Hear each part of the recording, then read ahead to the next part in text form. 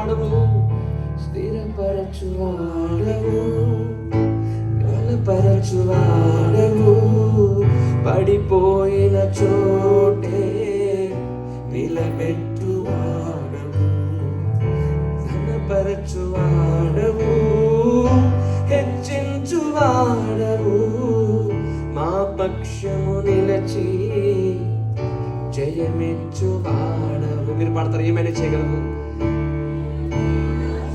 Beautiful, super.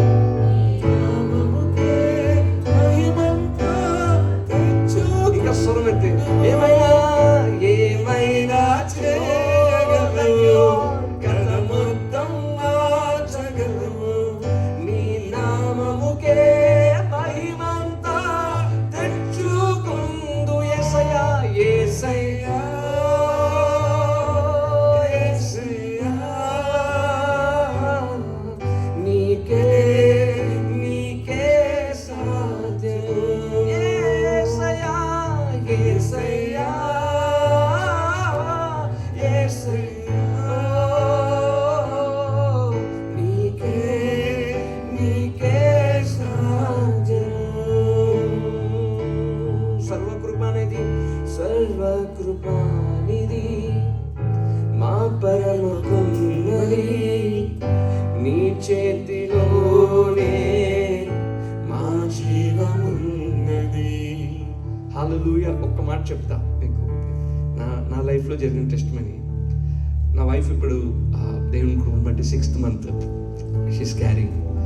3rd monthలో first ట్రైమిస్టర్లో ఉన్నప్పుడు డాక్టర్స్ చెప్పారు, డాక్టర్స్ మా ఫోన్ ఎత్తడం కూడా మానేశారు, ఎందుకంటే they know it will be miscarriage. ఆ టైంలో ప్రేయర్ చేయగా దేవుడు కృప చూపించారు, దేవుడు హస్తం ఉంచారు, సడన్గా దేవుడు స్వస్థపరిచారు. ఇప్పటికీ షీ స్టిల్ క్యారింగ్.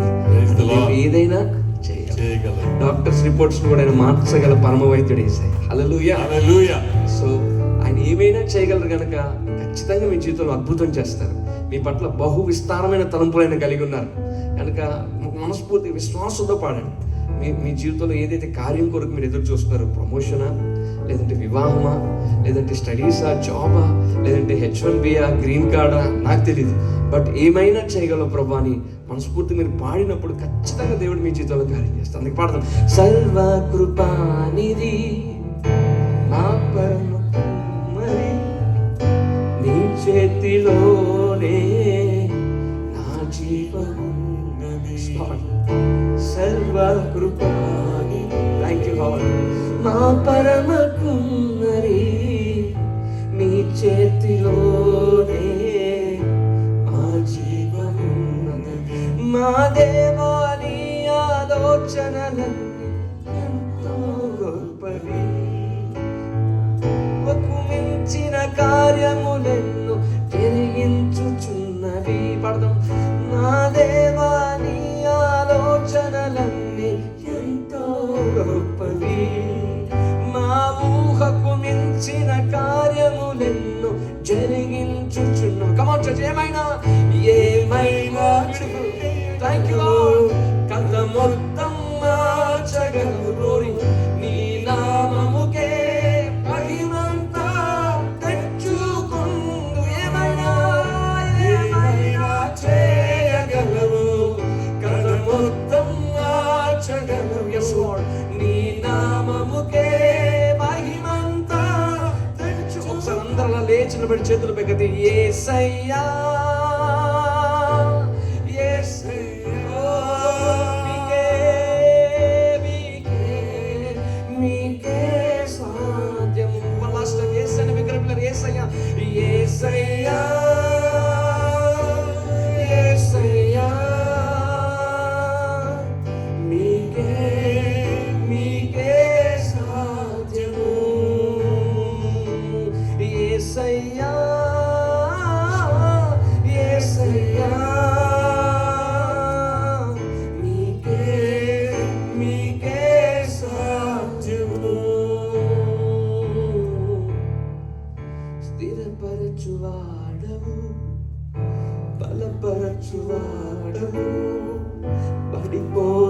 చోటే నిలబెట్టువాడవు, గణపరచువాడవు, హెచ్చించువాడవు, మా పక్షము నిలచి జయమించువాడవు. Can we give a big clap offering to Jesus? మనస్ఫూర్తిగా. Nothing is impossible to him. ఆయనకు అసాధ్యమైన ఏదైనా కాదని సెలవిచ్చిన దేవుడు, సర్వశక్తుల దేవుడు. Is the king of kings, is the lord of lords. ఇది worthy to be praised, ఇది worthy to be honored. ఆయన మనం మంచున్నారని నమ్మిన వారు బిగ్గరగా ఒకసారి యేసయ్యా మీకు వందనాలని బిగ్గరగా. Lord thank you Jesus, thank you Holy Spirit God, thank you Trinity. ఓ తండ్రి అయిన దేవ, మీ ప్రేమను బట్టి వందనాలని బిగ్గరగా. యేసయ్యా మీకు వందనాలు. నోరు తెచ్చి కళ్ళు మూసుకొని హృదయం తెచ్చి బిగ్గరగా, Lord we thank you, Lord we thank you, Lord thank you. ఓ మనల్ని ప్రేమించుచు తన రక్తము వలన మన పాపముల నుండి మనల్ని విడిపించిన వానికి మహిమయు ఘనతయు ప్రభావము యుగ యుగములు కలుగును గాక అని బిగ్గరగా యేసయ్యా అని బిగ్గరగా. Thank you Holy Spirit God, thank you Holy Spirit God. Yesayya, one last time, Yesayya. హృదయాల లోతులోంచి పడనట్లరా, నీకే నీకే సాధ్యము. Thank you Lord, thank you Jesus, thank you, thank you Lord, thank you Lord. Hallelujah, hallelujah, hallelujah, హల్లెలూయా,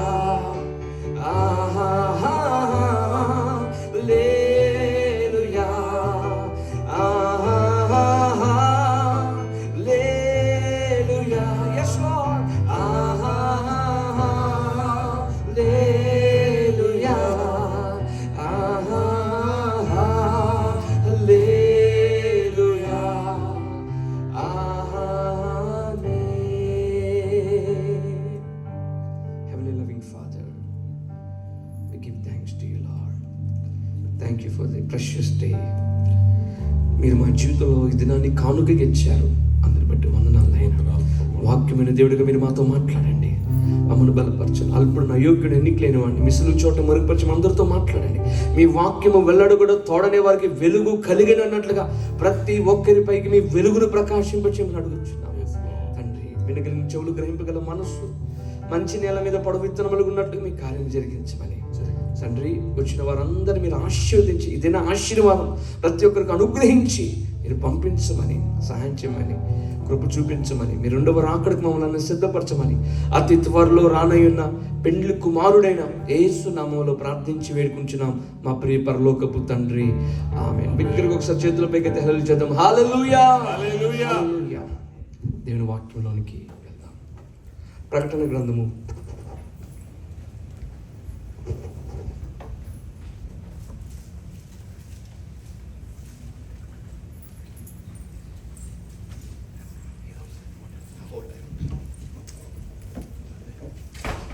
1 లేచి నిలబడి చదువుకుందామని. వాక్యమే దేవుడు కనుక దేవుడిని గౌరవిస్తూ ప్రకటన గ్రంథము 4వ అధ్యాయము 6వ వచనం అందరు కలిసి ఎలుగెత్తి దయచేసి చదవలసిందిగా మిమ్మల్ని కోరుతున్నాను. ప్రభు పేట మీకు మనవి చేస్తున్నాను. ప్రకటన గ్రంథం 4వ అధ్యాయము 6వ వచనం అందరు కలిసి చదువుకుందాం పిల్లరా, చదవండి. మరియు అందరు కలిసి ఏకకంఠంతో ఎట్ ఎ టైం. మరియు ఆ సింహాసనం ఎదుట స్ఫటికమును పోలిన గాజు వంటి సముద్రం ఉన్నట్టుండెను. ఆ సింహాసనమునకు మధ్యను సింహాసనము చుట్టూను ముందు వెనుక కన్నులతో నిండిన 4 జీవులు ఉండేవి.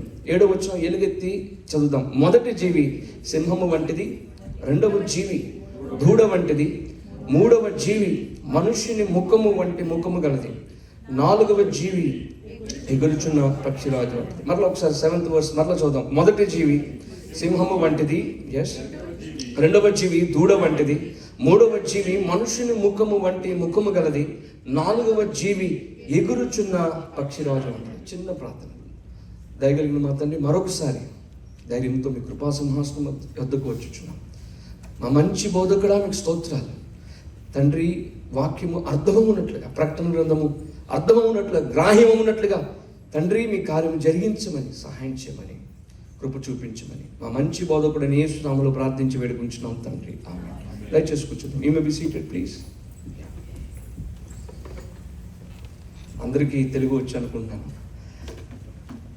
నా భాష అందరికీ అర్థమవుతుంది అనుకుంటున్నాను. అర్థమవుతుందండి?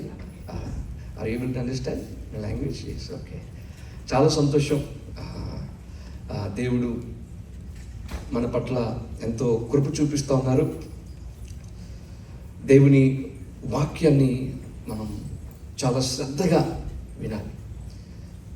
దేవుని వాక్యాన్ని ఫస్ట్ ఆలకించాలి. అందరు చెప్పండి, దేవుని వాక్యాన్ని ఏం చేయాలి? ఆలకించాలి. రెండవదిగా దేవుని వాక్యాన్ని అంగీకరించాలి. మూడవదిగా దేవుని వాక్యాన్ని అన్వయించుకోవాలి. ఆలకించాలి, అంగీకరించాలి, అన్వయించుకోవాలి. ఫోర్త్ది ఎవరైనా చెప్తారా? గెస్ట్ చేసి అనుసరించాలి. అన్నీ ఆ మీద వస్తుంది, గుర్తుపెట్టుకోండి. ఆలకించాలి, రెండు మర్చిపోతున్నారు. ఆలకించాలి, రెండవదిగా అంగీకరించాలి. నా కొరకే ఈ వాక్యం అనుకోవాలి. చాలాసార్లు నా కొరకు కాదు, పక్కన వారి కొరకు అనుకోండి. కాదు, అంగీకరించాలి. మూడవదిగా ఏం చేయాలి? అన్వయించుకోవాలి. We have to apply our self. ఆ తర్వాత మూడవదిగా అనుసరించాలి. దేవుని వాక్యము సజీవము గలది, బలము గలది, 2 అంచులు గల ఎటువంటి ఖడ్గము కంటే వాడిగలదని ఉంది. హెబ్రీయులకు రాసిన పత్రిక 4:12. అదంట ఎంత వాడిగలదంటే దేవుని వాక్యం ఎంత శక్తి కలిగినదంటే మన ప్రాణాత్మలను, మూలుగును, కీళ్లను సైతము విభజించినంత మట్టుకు దూరుచు మన హృదయం యొక్క ఆలోచన, తలంపులను శోధించేది దేవుని వాక్యం. మీరు ఎప్పుడైనా ఆలోచన చేశారా? ప్రాణాత్మ దేహంలోనికి వెళ్ళిపోతుంది వాక్యం, సరే, మూలుగులోనికి కూడా వెళ్తుందంటండి. కీళ్లను సైతము విభజించినంత మట్టుకు. మూలుగంటే bone marrow consist of red blood cells, white blood cells, platelets. మీలో ఎవరికైనా డెంగ్యూ జ్వరం వచ్చిందా? రాకూడదు. డెంగ్యూ జ్వరం వస్తే ప్లేట్లెట్ కౌంట్ తగ్గిపోతుంది. డాక్టర్స్ కంగారు పడే అంశం ఏంటంటే ఆ ప్లేట్లెట్స్ కౌంట్ తగ్గిపోతే చాలా మనిషి ప్రాణానికే ప్రమాదం ఉంది. అంటే రక్తం యొక్క ఆ ప్రక్రియ, రక్త స్కందన ఒక ప్రక్రియ మొత్తం ఇందులో జరుగుతుందంటే బోన్ మ్యారో జరుగుతుంది. ఎలాగో మీ పాస్టర్ గారు, డాక్టర్ గారు, ఆయనకి అన్నీ తెలుసు. రక్త స్కందన ఒక ప్రక్రియ మొత్తం. అంటే దేవుని వాక్యం ఎంత పవర్ఫుల్, ఎంత శక్తి కలిగినదంటే మన మూలుగులకు సైతము విభజించినంత మట్టుకు దూరుతుందంటండి. మన హృదయం ఒక ఆలోచన, తలంపుని శోధిస్తుంది. అంటే నాకు అప్పుడు మాట గుర్తొచ్చింది. మత్తయి సువార్త 4వ అధ్యాయంలో ఉంది, మనుషుడు రొట్టె వలన మాత్రమే కాదు కానీ, చెప్పండి, దేవుని నోట నుండి వచ్చు ప్రతి మాట వల్ల జీవిస్తారు. హల్లెలూయా. ఈరోజు దేవుని వాక్యం మనందరినీ జీవింపచేయును గాక. ఆమేన్ అంటారు అనుకున్నాను బిగ్గరగా. ఆమేన్. ఒకసారి ఒక బ్యాంక్ మేనేజర్ వారు మీటింగ్కి ఆహ్వానించారు. యూత్ మీటింగ్కి ఆహ్వానిస్తే వారికి 8 yearsగా పిల్లలు లేరు. దేవుడు మీ జీవితంలో, అంటే నేను కాదండి, ఎవరు చెప్పినా సేవకులు ఆమేన్ అంటాం, గట్టిగా స్తోత్రం చెప్తాం అనుకుంటే God will definitely honour it. నేను 8 సంవత్సరాల వరకు పిల్లలు లేరు. నేను అన్నాను, దేవుడు మీకు అద్భుతంగా దేవుడు ఒక సంతాన భాగ్యం దేవుడు దయచేయను కాకంటే వాళ్ళు ఆమేన్ అన్నారు. 3 నెలల తర్వాత ఫోన్ చేశారు, ఎక్కడ ఎంతమంది డాక్టర్ దగ్గరికి వెళ్ళిన సంతానం కలగలేదు సార్, కానీ ఆ రోజు మేము విశ్వాసంతో ఆమేన్ అన్నాం, దేవుడు మాకు చక్కటి ఆ అమ్మాయిని దేవుడు ఇచ్చారని చెప్పారు. దేవునికి మహిమ కలుగును గాక. సో ఆమేన్ అంటాం. దేవుని సేవ నేనే కాదు, ఎవరు వచ్చినా, నేను చాలా దీనుడిని, అల్పుణ్ణి, గొప్ప సేవకులు ఇక్కడికి వచ్చారు. అయితే ఎవరు ఆశీర్వాదం వచ్చిన పలికినా మీరు ఆమేన్ అంటాం, సంతోషంగా రిసీవ్ చేసుకుంటే it will be very good. గట్టిగా స్తోత్రం చెప్తారు ఒకసారి. హల్లెలూయా, హల్లెలూయా.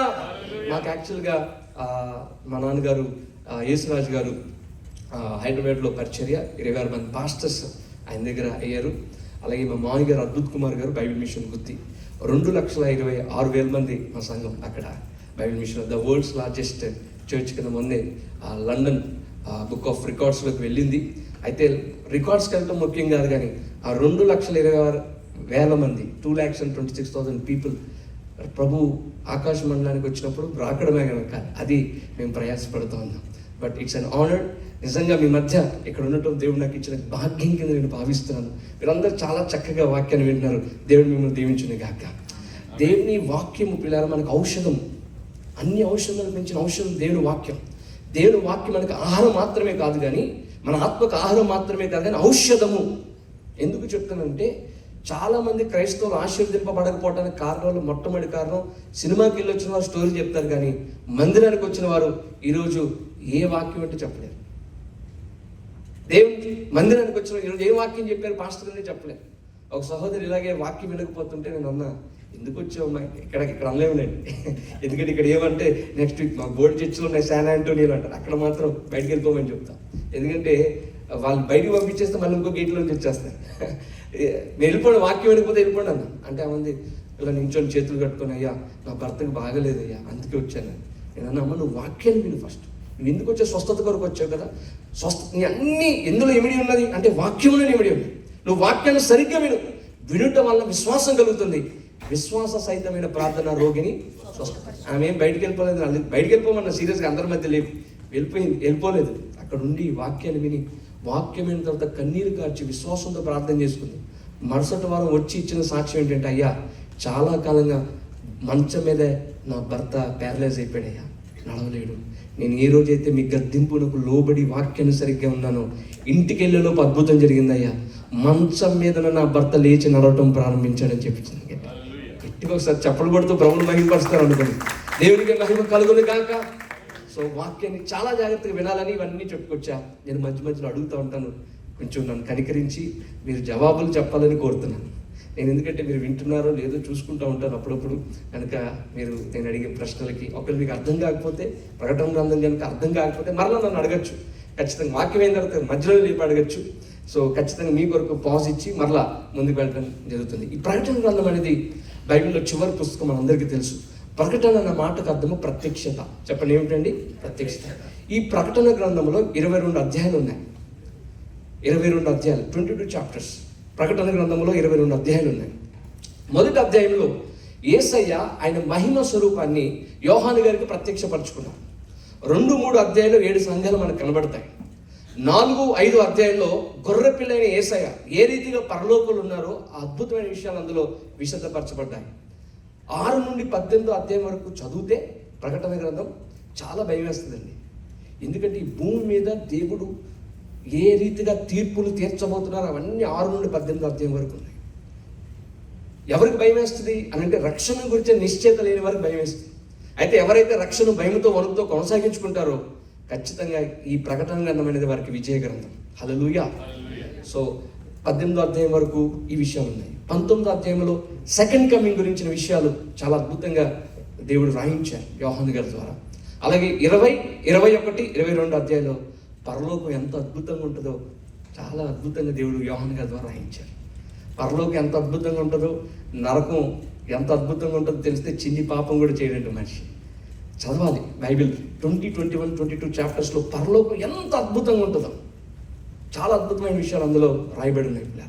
అసలు ఈ ప్రకటన గ్రంథం ప్రత్యక్షపరచబడినప్పుడు ఎలాంటి పరిస్థితులు ఉన్నాయి అని అంటే, క్రైస్తవులు అని చెప్తే చాలు సింహాలకు ఆహారంగా వేసేవారు.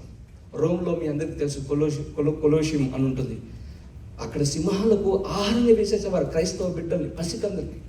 నీరో చక్రవర్తి, టైటస్, అలాగే చాలామంది క్రైస్తవులను హింసించారు.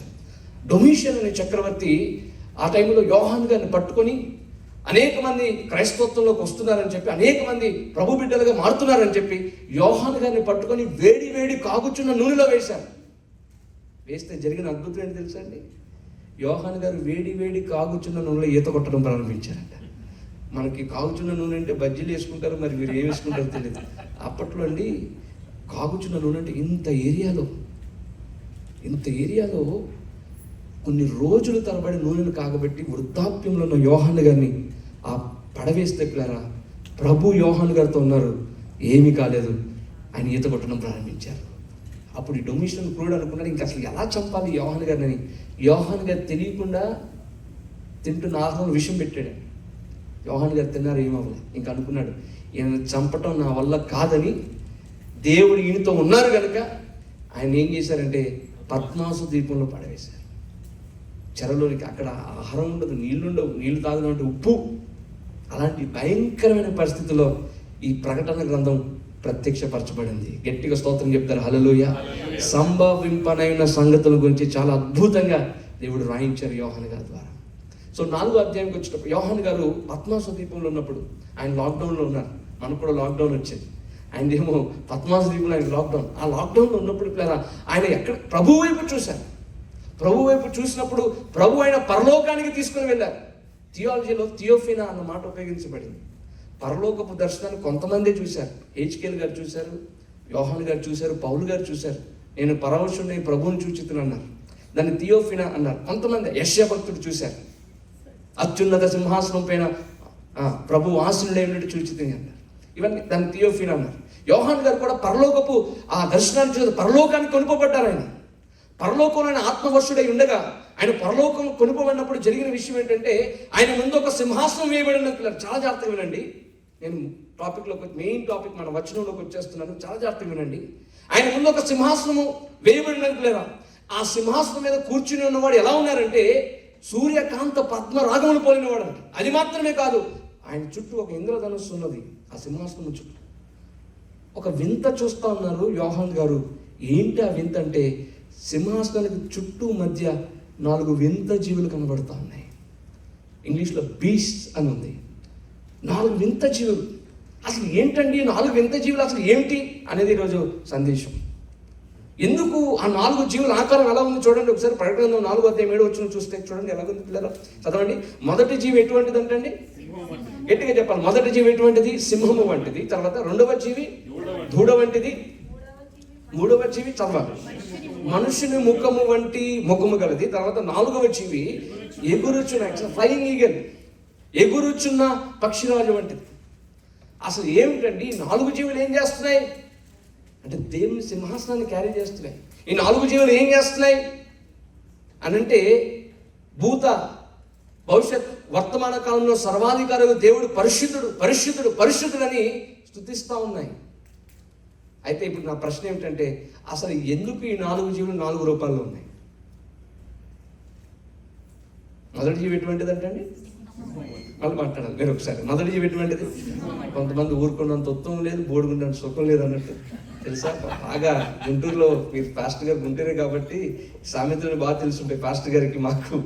అంటే ఊరుకున్నంత ఉత్తమం అంటే కాసేపు ఏదో ఇండియా నుంచి పిలిచారు పాస్టర్ గారు, కాసేపు ఏదో చెప్పుకొని వెళ్ళిపోతారు. సో బోడుగుండు అంటే ఎవరన్నా ఉంటే క్షమించండి, బోడుగుండు ఉన్న వాళ్ళకి షాంపూ ఖర్చు మిగిలి అందుకే ఊరుకున్నంత ఉత్తమం లేదు, అందుకే కొంచెం దయచేసి మాట్లాడండి. చేతుల పైకి స్తోత్రం చెప్పండి, హల్లెలూయా. మీరు మాట్లాడితే ముందుకు వెళ్ళడానికి అవుతుంది. చెప్పండి. మొదటి జీవి ఎటువంటిది అంటండి? బా అద్భుతంగా ఇప్పుడు నోరు తెచ్చారు. మొదటి జీవి ఎటువంటిది? సింహం వంటిది. రెండవ జీవి దూడ వంటిది. మూడవ జీవి మనుష్యుల ముఖం అంటే ముఖం కాదు. 4వ జీవి ఎగురుచున్న పక్షిరాజు. అసలు ఏంటండి ఈ 4 జీవుల యొక్క మర్మాన్ని చివరిలో నేను చెప్తాను. అయితే అసలు ఎందుకు ఈ రూపాలు, అసలు ఈ 4 జీవులు ఏం చేస్తున్నాయి, ఈ 4 జీవులు దేనికి సాదృశ్యంగా కనబడుతున్నాయి అనే విషయాలు మనం ధ్యానిద్దాం. మొదటి జీవి సింహం వంటిది. అంటే ఈ యొక్క 4 జీవులు ఆ రూపాలు కూడా యేసుక్రీస్తు ప్రభు వారి క్యారెక్టర్ని డిఫైన్ చేస్తున్నాయి. యేసుక్రీస్తు ప్రభు వారి ఉన్నతమైన వ్యక్తిత్వానికి సాదృశ్యం ఉన్నాయి. ఈ 4 జీవులు కూడా 4 సువార్తలకు సాదృశ్యం కనబడుతున్నాయి. 1 4 సువార్త చెప్పండి. మత్తయి సువార్త. 2 మార్కు, వెరీ గుడ్. 3వది లూక్, చాప్టర్ లూక్ అన్నారు. సువార్త గాస్పెల్ లూక్. అలాగే తర్వాత యోహాను సువార్త. 4 జీవులు. ఇప్పుడు చూడండి, మొదటి జీవి అంటే మనం ఏ గాస్పెల్లో చూడాలి? మాథ్యూ. వెరీ గుడ్, బాగా చెప్తున్నారు మీరు. మత్తయి సువార్తలో మత్తయి ఏ రీతిగా పరిచయం చేశారు యేసయ్యని, అక్కడ యేసయ్య వ్యక్తిత్వాన్ని ఏ రీతిగా పరిచయం చేశారంటే మత్తయి గారు యేసయ్యను రాజుగా పరిచయం చేశారు. అందుకే మత్తయి సువార్త 2వ అధ్యాయం 2వ వచనంలోనే యూదుల రాజుగా పుట్టినవాడు ఎక్కడున్నాడు.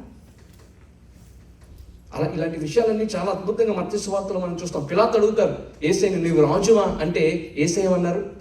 నీవన్నట్టే, కానీ నా రాజ్యము ఏ సంబంధమైనది కాదు అంటే యేసయ్యను రాజుగా పరిచయం చేశారు మత్తయ్య గారు. అంటే సింహము ఎలాగైతే అడవికి రాజు, ఆ సింహం ఎలాగైతే అధికారాన్ని సూచిస్తుందో యేసుక్రీస్తు ప్రభువారు ఎవరు అని అంటే పిల్లరా, ఆయన రాజులకు రాజు, ప్రభువులకు ప్రభువు. ఎవరైనా పుట్టి పెద్దగా రాజు అవుతారు, కానీ యేసయ్య ఎవరంటే పుట్టుకతోనే రాజు, రాజులకు రాజు, ప్రభువులకు ప్రభు. హల్లెలూయా. అందుకే ప్రకటన 19 బైబిల్ స్థితి కానీ 19వ అధ్యాయం 16వ వచనంలో ఆయన తొడ మీద, ఆయన వస్త్రం మీద ఒక నామం ఉందంట. ఏంటి ఆ నామం అంటే ఆయన రాజులకు రాజు, ప్రభువులకు ప్రభు. ప్రకటన 17వ అధ్యాయం 14వ వచనంలో గొర్రె పిల్ల ప్రభువులకు ప్రభువు, రాజులకు రాజు ఉన్నందున అన్నమాట మనం చూస్తాం. ఇవన్నీ చదివినప్పుడు పిల్లరా, hour God Jesus the king of Kings. పుట్టుకతో రాజైనా, పుట్టి పెద్ద ఎవరైనా రాజు అవుతారు, కానీ పుట్టుకతోనే రాజు, రారాజు, రాజులకు రాజు, ప్రభువులకు ప్రభు అయిన. హల్లెలూయా. అందుకే తిమోతి రాసిన పత్రిక 1వ అధ్యాయం 17వ వచనం ఉంది, ఆయన సకల యుగములలో రాజు అయ్యండి. ఎవరైనా ఒక కాలానికి రాజు అవుతారేమో, కానీ యేసుక్రీస్తు ప్రభువారు అంటే సకల యుగములలో రాజు ఆయన. అలాగే తిమోతి రాసిన మొదటి పత్రిక 6:16 ఆయనకున్న పేరు ఏమిటంటే సర్వాధిపతి. 15 సర్వాధిపతి ఎవరు అని అంటే రాజులకు రాజు, ప్రభులకు ప్రభు. యేసయ్య ఎవరు అని అంటే రాజులకు రాజు, ప్రభులకు ప్రభు. అందుకే మొదటి జీవి ఎటువంటిదండి? సింహం వంటిది. అయితే మేము ప్రశ్న అడుగుతాను, ఇంతకీ యేసయ్య రాజుగా వస్తున్నారా, వరుడిగా వస్తున్నారా? సార్ మీరు చెప్పేస్తే అసైన్మెంట్ వాళ్ళని అడిగినట్టు. మిమ్మల్ని మీరు చెప్పండి, యేసయ్య అంటే పాస్టర్ గారు చెప్పారని కాదు, కానీ ఇప్పుడు మీరు చెప్పండి, అంటే మీ హృదయంలో ఏముందో అది చెప్పండి. యేసయ్య రాజుగా వస్తున్నారా, వరుడిగా వస్తున్నారా? ఎస్, సంఘం వధువుగా వస్తుంది. మరి రాజు ఎప్పుడు వస్తారు? అందుకే మొదటి జీవి సింహం వంటిది అనంతరా. దేన్ని సూచిస్తూ ఉందండి అంటే యేసయ్య రాజులకు ఎప్పుడు వస్తారు? పాస్టర్ గారు చెప్పినట్టు రెండవ రాకడలో 2 ప్రక్రియలు జరుగుతాయి. చాలా జాగ్రత్తగా ఉంచారు. రెండవ రాకడలో దేర్ ఆర్ 2 ఇన్స్టాన్సెస్. మొట్టమొదటిగా యేసయ్య వరుడిగా వస్తారు. ఎందుకు అంటే మహిమ గల వధువు సంఘాన్ని తీసుకెళ్ళడానికి యేసయ్య వస్తారు. వచ్చినప్పుడు ఏం జరిగిందండి? ఎస్, సంఘం ఎత్తబడుతుంది, విడవబడతారు. లోతున్న సంఘాలకు ఎవరైనా వెళ్ళేవారు అంటే యేసు రాగా భక్తులెల్లా ఎగిరిపోతారన్న పాట బాగా తెలుసు. యేసు రాగా భక్తులెల్లా ఎగిరిపోతారు, నమ్మని జనులు భూమి మీద మిగిలిపోతారు. వరుడుగా వచ్చినప్పుడు పెండ్లి సిద్ధపడిన పెండ్లి కుమార్తె ఎత్తబడుతుంది. ఆ ఇన్స్టెన్స్ ఎంత అద్భుతంగా ఉంటుందంటే ఆ యొక్క దృశ్యం ఆలోచించుకుంటూ ఉంటేనే క్రైస్తవులకు ఎంతో ధైర్యం ఇస్తుందండి. మనం ఎవరినైతే కోల్పోయామో వారు ప్రభువునందు, క్రీస్తునందు వారు మృతి చెందారు కనుక ప్రభువు వచ్చినప్పుడు అంటే వారిని వెంట పెట్టుకొస్తానండి. ఎంత అద్భుతం అండి. మనం ఎవరినైతే కోల్పోయామో, ఒక మీ అమ్మగారిని కోల్పోయి, నీ భర్తను కోల్పోయామమ్మా నాకు తెలీదు, ఒకవేళ నీ భార్యను కోల్పోయారేమో, నీ పిల్లలు కోల్పోయామేమో నాకు తెలియదు, కానీ తండ్రిని కోల్పోయామో నాకు తెలియదు, కానీ when Jesus comes as a braid groom, పెళ్లి కుమారుడుగా వరుడుగా వచ్చినప్పుడు ఏం జరుగుతుందండి? వాళ్ళని వెంట పెట్టుకొస్తారు. అందుకే నేను పాట త్వరలో అది రిలీజ్ అవబోతుంది. ఆ పాట ఎలా ఉంటుందంటే, నిరీక్షణ లేని ఇతరుల వలె దుఃఖించనులే, ప్రభు వచ్చినప్పుడు పరిశుద్ధులను ఆయన వెంట పెట్టుకొని వచ్చునులే.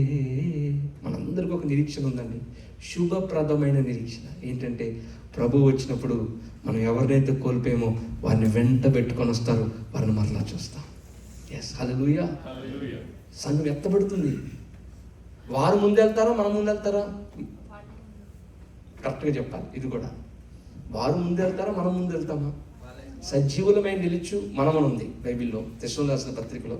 వారు ముందా, మనం ముందా? మృతులు ముందు వెళ్తారా, మనం ముందు వెళ్తారా? అదే వచనంలో అక్కడ ఉంది, ఏకముగా కూడా ఉంది. వారు ముందు వెళ్ళము, మనము ముందు వెళ్ళము, అందరం కలిసి మేఘముల మీద పెండ్లి కుమారుడైన యేసుని కలుసుకుంటాం ఆకాశ మండలంలో. హల్లెలూయా, దేవునికి మహిమ కలుగును గాక. మరి ఏం జరుగుతుందండి? వరుడుగా యేసు వచ్చిన తర్వాత, ఎత్తబడిన తర్వాత ఏం జరుగుతుందంటే 7 ఏండ్లు పరలోకంలో గొర్రె పిల్ల పెండు విందు జరగబోతుంది. ఏం జరగబోతుందండి? వివాహ మహోత్సవంలో గొర్రెపిల్ల పెళ్లి విందు ఉంది. ప్రకటన 19:9 ఒక ఆయన అడిగాడు, సార్ సంఘం ఎత్తబడిన తర్వాత గొర్రెపిల్ల పెళ్లి విందు అంటున్నారు, చికెన్ బిర్యానీ కానీ మటన్ బిర్యానీ ఏదైనా ఉంటుందని అడిగాడు. నేను అనుకున్నాను ఇక్కడ ఇంకా తక్కువ అవ్వలేదేమో, చికెన్ బిర్యానీ సరిపోలేదేమో అనుకున్నా. గొర్రెపిల్ల పెళ్లి విందు అంటే చికెన్ బిర్యానీ మటన్ బిర్యానీ ఉండదండి. గొర్రెపిల్ల పెళ్లి విందు అంటే యేసయ్యను చూస్తూ ఆయన లక్షణాలను ఆరగించడమే గొర్రెపిల్ల పెళ్లి విందు. హల్లెలూయా. 7 ఏండ్లు భయంకరమైన శ్రమలు ఉంటాయి భూమి మీద విడవబడిన వారికి, శ్రమలు, మహాశ్రమలు. అయితే 7 ఏండ్ల తర్వాత నేను చెప్పాను కదా, యేసయ్య రాజులకు రాజుగా, ప్రభులకు ప్రభుగా వస్తారు, ఈ భూమి మీద అడుగు పెడతారు. గట్టిగా స్తోత్రం చెప్తారు. హల్లెలూయా. ఇప్పుడు క్రైస్తవులు అంటే తక్కువ కులస్తారు, క్రైస్తవులు అంటే చేతగాని వారు, క్రైస్తవులు అని అంటే ఏమి తెలియదు వీరికి. కానీ ఒక్కరోజు యేసయ్య రాజులకు రాజుగా, ప్రభువులకు ప్రభుగా ఆయన వచ్చినప్పుడు, ఈ భూమి మీద అడుగు పెట్టినప్పుడు అప్పుడు అర్థమవుతుందండి క్రైస్తవులకు టీవీ.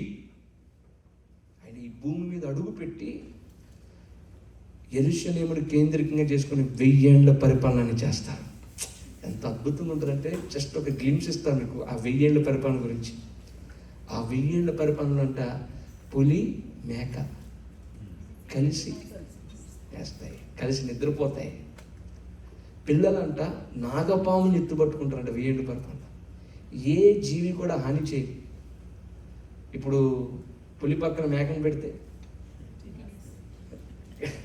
చెప్పండి, ఆ 1000 ఏళ్ళ పరిపాలనలో మహోన్నతుని పరిశుద్ధులు రాజ్యాధికారం పొందుతారు అన్నది బైబిల్లో. హల్లెలూయా, హల్లెలూయా. అయితే నేను ఎందుకు ఈ విషయాన్ని అంతా చెప్పుకొచ్చానంటే, మొదటి జీవి ఎటువంటిదంటే సింహం వంటిది. అంటే ఏం సూచిస్తుందంటే యేసయ్య రాజులకు రాజుగా ప్రభులకు ప్రభుగా 1000 ఏళ్ళ పరిపాలన చేయబోతూ ఉన్నారు. అయితే మనం ఆ 1000 ఏళ్ళ పరిపాలన ఉండాలి అని అంటే సామెతల గ్రంథం 3:6 ప్రకారం నీ ప్రవర్తన అంతటి యందు ఏం చేయాలి? ఆయన అధికారాన్ని ఒప్పుకోవాలి, క్రీస్తును ప్రభువుగా ప్రతిష్ఠించుకోవాలని పేతురు రాసిన మొదటి పత్రిక 3:16 చదువుతారు ఒకసారి. పేతురు రాసిన మొదటి పత్రిక 3:16 చదవండి. పేతురు రాసిన మొదటి పత్రిక 3:13 చదవండి. 1 Peter chapter 3:16 చదవండి పిల్లరా. మీలో ఉన్న నిరీక్షణ గురించి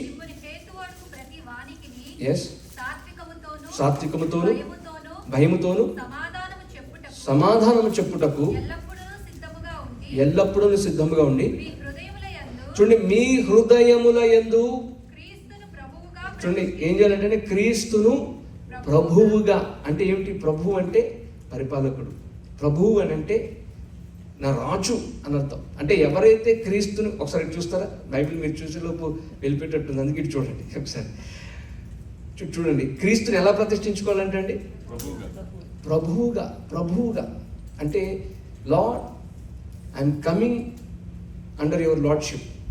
మీ అధికారాన్ని నేను ఒప్పుకుంటాను. ఇప్పుడు దాకా నా ఇష్టానుసారంగా బ్రతికా, ఇప్పుడు దాకా నా ఇష్టానుసారంగా జీవించా, నా ఇష్టానుసారంగా సినిమాలు సీరియళ్ళు ఇంకా వేరే చెప్పను, ఇంకా జబర్దస్తులు బిగ్ బాస్లు ఇవన్నీ చూశానయ్యా. కానీ ఈ రోజు నుండి మీ అధికారాన్ని నేను ఒప్పుకుంటున్నాను అని ఎవరైతే ప్రభు అధికారాన్ని ఒప్పుకుంటారో, సామెత గ్రంథం 3:6 ఉంది, అప్పుడు వారి త్రోవలన్నీ సరళమవుతామన్నది. చూడండి, సామెతలు 3:6. నీ ప్రవర్తన అంతటి యందు, సామెతలు 3:6 చదవండి. అది నీ ప్రవర్తన అంతటి యందు ఆయన అధికారాన్ని ఒప్పుకోను, అప్పుడు నీ త్రోవలన్నీ సరళమవుతాయి అన్నది. హల్లెలూయా. ఎవరైతే క్రీస్తుని రాజుగా ప్రభువుగా ప్రతిష్ఠించుకుంటారో వారి త్రోవలన్నీ ఈ రోజే యేసు నామములో సరళమవును గాక. ఆమేన్ అంటారు దగ్గరగా. యేసు నామములో మీ త్రోవలన్నీ సరళమవును గాక. హల్లెలూయా. నేను 21 సంవత్సరాలు నా జీవితంలో క్రీస్తును ప్రభువుగా ప్రతిష్ఠించుకోవాలి. నేను అనుకునేవాడిని అనవసరంగా పాస్టర్ గారు అబ్బాయి కింద పుట్టాను. సినిమాలు నాకు చాలా ఇష్టం నాకు. అందుకే ఎప్పుడైనా మొబైల్లో చూసేవాడిని, లేదంటే చుట్టాల ఇంటికి వెళ్ళినప్పుడు చూసుకొని ఎప్పుడు సినిమా థియేటర్కి వెళ్ళా. మా ఫ్రెండ్ అన్నాడు, రే అసలు నీకు ఎంజాయ్మెంట్ అంటే ఏంటో చూపిస్తాను రా అని సినిమాలు తీసుకెళ్ళాడు. సినిమాలు తీసుకెళ్తే ఫస్ట్ టైం స్క్రీన్ సినిమాల్లో, ఆ సినిమాల్లో అందరూ సినిమా చూస్తుంటే నేనేమో వెనక్కి తిరిగి చూస్తాను. ఎందుకు తెలుసా అండి? ఎవరైనా పొరపాటున మా నాన్నగారు తెలిసిన వారు ఎవరైనా నేను వెళ్ళిన సినిమాలకు వచ్చేస్తారో నా భయం. అందరూ సినిమా చూస్తూ ఉంటే నేను వెనక్కి తిరిగి చూస్తున్నాను. అయితే సడన్గా సినిమా పాట వచ్చింది. మనకేమలవాటు, చర్చిలో చప్పలు కొట్టడం అలవాటుగా నేను కూడా స్తోత్రం అన్నట్టుగా నేను కూడా చప్పలు కొడుతున్నా. చప్పట్లు కొడుతూ ఉంటే మా ఫ్రెండ్ అన్న, రే ఇది చర్చి కాదురా, ఇదేంటి సినిమా హాల్ రా. అసలు మనం ఏది భయపడతాం అది మన మీదకి వస్తానంది. నేను భయపడినట్టే ఆ సినిమా నుంచి బయటికి రాగానే మా సంఘస్థులని, ఇప్పుడు కాదు ఎందుకంటే మా నాన్నగారు సినిమాలు చూస్తే సంస్కారం ప్రభు బల్లెవరు, ఆవిడ కూడా నయానో భయానో మొత్తానికి అదే హాల్కి వచ్చేసి అక్కడ సినిమాల్లో ప్రైజ్లాడు బాబు అంటుంది. సినిమాల్లో ప్రైజ్లాడు బాబు అంటే అబ్బా ఎవరికి దొరకకూడదు, ఆవిడికి దొరికేసాను రా బాబు అని. ప్రైజ్లాడు అంటే మీరేంటి ఇక్కడ ఉన్న పెద్ద తెలివైన వాళ్ళ, ఆవిడ నాకంటే తెలివైన ఆవిడ అంది, బాబు నువ్వెందుకు వచ్చావు అసలు ఇక్కడ. ఆవిడికి తెలుసు, నాకు తెలుసు ఎందుకు వచ్చాను, సినిమాలకి ఎందుకు వస్తానండి. అలా ఉండేది నా జీవితం. నా 21 సంవత్సరాలు క్రీస్తుని ప్రభువుగా ప్రతిష్ఠించుకోలేదు. అయితే మా అమ్మగారు నా గురించి ఎక్కడికెళ్ళి చెప్తాను నా సాక్ష్యం. 3 సంవత్సరాలు ఉపవాసం ఏడ్చి, భయంకరంగా ఏడ్చి, ప్రభా నా కుమారుడు మిమ్మల్ని రాజుగా కలిగి ఉండాలి, మిమ్మల్ని ప్రభువుగా ప్రతిష్ఠించుకోవాలి, రక్షణ పొందాలి, మారు మనసు పొందాలి అని చెప్పి మా మమ్మీ ఏడ్చారు. ఇక్కడ ఉన్న తల్లులు చెప్తున్నా, మీ పిల్లల గురించి ఏడవండి, మీ గురించి ఏడవండి, కన్నీరు కార్చండి. ఖచ్చితంగా ఒకరోజు నన్ను దర్శించిన ప్రభు, ఒకరోజు నేను ఇంట్లో ఉన్నాను పిల్లలు, ఇంట్లో ఉంటే ప్రభు నన్ను దర్శించారు. దైవ చిత్తానుసారం దుఃఖం కలిగింది. ఆ రోజు తీర్మానం చేసుకున్న, ప్రభా ఇంకెప్పుడు చూడనయ్యా సినిమా, ఇంకెప్పుడు మరలా పాపం జోలికి వెళ్ళనయ్యా, ఒక్క అవకాశం ఉంటే మీ కుమారుడు ఉండే యోగ్యత నాకు లేదు, కానీ మీ గాడిద కింద ఉంటానయ్యా. ప్రభు నా ప్రియ కుమారుడు అని అనుకొచ్చారు. పాతవన్నీ గతించిపోయినాయి. ఆ రోజు నుండి ఈ రోజు వరకు క్రీస్తును రాజుగా కలిగి ఉన్నాను. ఆయన రాజ్యాన్ని, నీతిని వెతకటానికి దేవుడు కృప చూపిస్తున్నారు మొదట, తర్వాత అన్నీ ఫాలో అయ్యాయి నా జీవితంలో. నేను ఎందుకు చెప్తుంటే యవనస్తులకు చెప్తున్నాను, ఇక్కడ ఉన్న కొంతమంది యవనస్తులు జాబ్ విషయంలో దేవుడు అద్భుతం చేశారు. ఎప్పుడైతే ప్రభుని రాజుగా కలిగి ఉన్నానో, నా జీతం, నేను ఇక్కడ కెనడాలో జాబ్ చేయాలి, సర్వీస్లో డెవలపర్ కింద 1 crore ప్రయాణం, అక్కడ 45 lakhs. ఒకవేళ నేను హైదరాబాద్లో జాబ్ చేస్తున్నాను, ప్రభు రిజైన్ చేయమని చెప్పారు. నేను రిజగ్నేషన్ లెటర్లో రాశా, ఏమనంటే, ప్రభు నా పాపాలు క్షమించారు, మీకు కూడా క్షమిస్తారు. He is the saviour to the world, due to high calling I'm resigning the job అని రాజీనామా చేసేసారు. దేవునికి మహిమ కలుగును గాక. గట్టిగా స్తోత్రం చెప్తారు అనుకోండి, దగ్గరగా హల్లెలూయా. అంటే మిమ్మల్ని రిజైన్ చేయమని కాదు, ప్రభు నాతో చెప్పారు రిజైన్ చేసి దేవుని సేవలో ఉన్నాను. గట్టిగా స్తోత్రం చెప్పండి, దేవునికి మహిమ కలుగును గాక. హల్లెలూయా, హల్లెలూయా. సో ఎంతమందికి నిజంగా ఆ 1000 ఏళ్ళ పరిపాలన ఉండాలని ఉంది. అందుకే మొదటి జీవి ఏ రూపంలో ఉందండి? సింహం వంటిది. యూదా గోత్రపు సింహం అని ఉంది. ఆదికాండం 49:9 యూదా కొదమ సింహం అని ఉంది. యూదా కొదమ సింహం.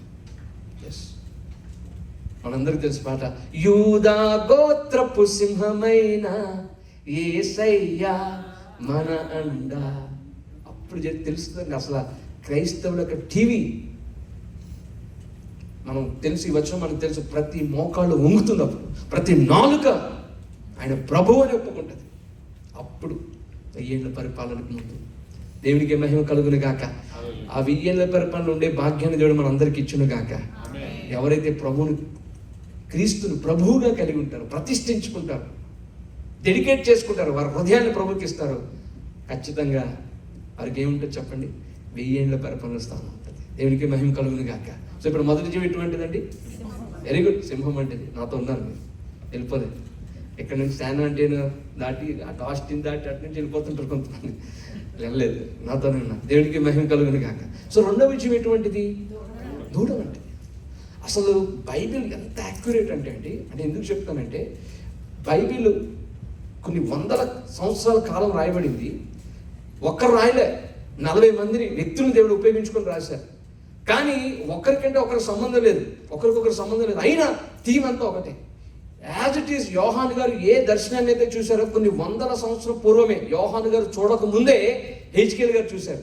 మీరు ఇంటికి వెళ్ళాక హెచ్కేల్ మొదటి అధ్యాయం అంతా చదవంటున్నారా, ఆయన కూడా చూశారు ఇదే దర్శనాన్ని. ఆయన అంటారు, ఆ 4 జీవుల్లో రెండవ జీవి ఎద్దులా కనబడుతుందంటారు.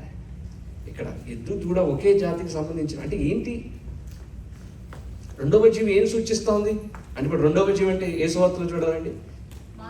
వెరీ గుడ్, బాగా చెప్పారు. మార్కు సువార్త. మార్కు ఏ రీతిగా పరిచయం చేశారు యేసయ్యనంటే, పరిచారకుడిగా. హల్లెలూయా, పరిచారకుడిగా. అంటే దూడ పని చేస్తుంది, దూడ బాగా పనిచేస్తుంది. ఎలాగా? పొలాన్ని దున్నుతుంది. అలాగే యేసుక్రీస్తు ప్రభువు కూడా మార్కు సువార్త 10వ అధ్యాయంలో 45వ వచనంలో ఆయన అన్న మాట ఏమిటంటే, నేను పరిచారం చేయించుకోవడానికి రాలేదు, కానీ పరిచారం చేయుటకును అనేకులకు ప్రతిగా విమోచన క్రయదనగా నా ప్రాణమునిచ్చుటకు మనుష్య కుమారుడు వచ్చునన్నారు. అంటే Jesus came to this world. దాసుని స్వరూపాన్ని ధరించుకున్నారు, సర్వ్ చేయడానికి వచ్చారు, పరిచారం చేయడానికి వచ్చారు, పని చేయడానికి వచ్చారు. ఆయన చేసిన 3 అద్భుతమైన పనులు ఏమిటంటే, 1 బాగు చేశారు, 2 బోధ చేశారు, 3 ప్రార్థన చేశారు. 1 బాగు చేశారు. ఏం బాగు చేశారు? అందరినీ. లూకాసు 6:19 ప్రభావం ఆయన నుండి బయలుదేరి అందరినీ స్వస్థపరచుచుండెను. అందరినీ, కొందరిని కాదు, అందరినీ. మత్తయి సువార్త 4:23లో మనం చూస్తాం, సకల రోగము గల వారిని ఆయన స్వస్థపరిచారు, సకల రోగులను. హల్లెలూయా, బాగు చేశారు. Is the healer. Yes, doctors రిపోర్ట్స్ను కూడా మార్చగల పరమ వైద్యుడు ఆయన. హీలర్ అంటానికి మనం ఎన్నో టెస్ట్మెంట్లు వింటూ ఉంటాం. మీకు మైక్ ఇస్తే మీరే బోల్డ్ చెప్తారు, దేవుడు నన్ను స్వస్థపరిచారండి. ఒక ఆమె క్యాన్సర్ 4th stage. అయితే ప్రభు కనబడి, అమ్మా 3 స్విచ్లు ఉన్నాయంట, 3 స్విచ్లు ఉంటే మొదటి స్విచ్ నొక్కమన్నారట. మొదటి స్విచ్ నొక్కితే అమ్మా నీకు క్యాన్సర్ ఉంది అన్నారట. అమ్మా రెండో స్విచ్ నొక్కట. రెండో స్విచ్ అవునయ్యా ఉందయ్యా అని ఏడుస్తుందట దర్శనంలో. రెండో స్విచ్ నొక్కితే అమ్మ నీకు క్యాన్సర్ కొంత మాత్రమే ఉందన్నారు. అవునయ్యా మరి కొంత ఉంటే ఎలాగన్నారు.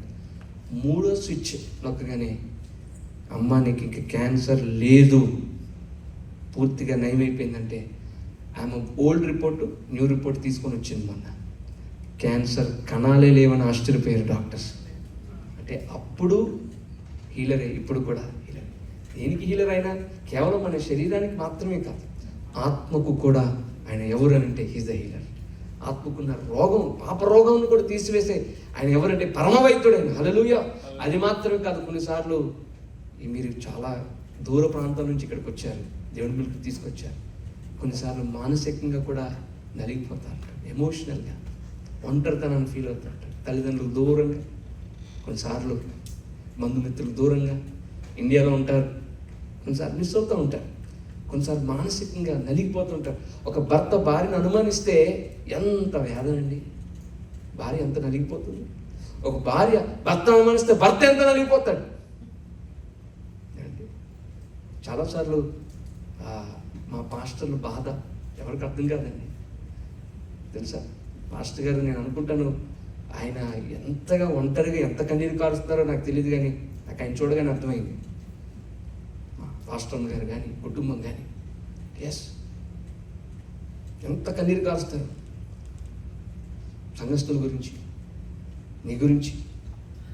నేను ఒక మాట చెప్తాను, కేవలం ఆయన శరీరానికి మాత్రమే స్వస్థత ఇవ్వటం కాదు, ఆయన ఆత్మకు మాత్రం స్వస్థత ఇవ్వటం కాదు, మీ మనసుకున్న ఆ జబ్బును కూడా, మనసుకున్న ఆ వ్యాధిని కూడా ఆయన తీసివేయగలవారు. హల్లెలూయా. గట్టిగా స్తోత్రం చెప్తారు. హల్లెలూయా. దేవునికి మహిమ కలుగును గాక, దేవునికి ఘనత కలుగును గాక. అందుకే పక్షవాయు గలవారు వస్తే ఆ పక్షవాయు గలవారిని యేసయ్య దగ్గర తీసుకొస్తే ఏమన్నారు, యేసయ్య కుమారుడా నీ పాపములు క్షమించబడి. ఆయన బాగు చేయలేని రోగం ఉంటుంది, బాగు చేశారు, సమాజాన్ని బాగు చేశారు. ఆయన శరీరానికి, ఆత్మకు, మానసికంగా స్వస్థపరచడం మాత్రం కాదు, సమాజాన్ని కూడా బాగు చేశారు.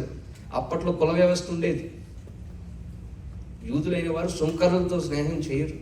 అట్లాంటిది యేసయ్య ఎవరి దగ్గరికి వెళ్ళారంటే సుంకరుల దగ్గరికి యేసయ్య వెళ్ళారు.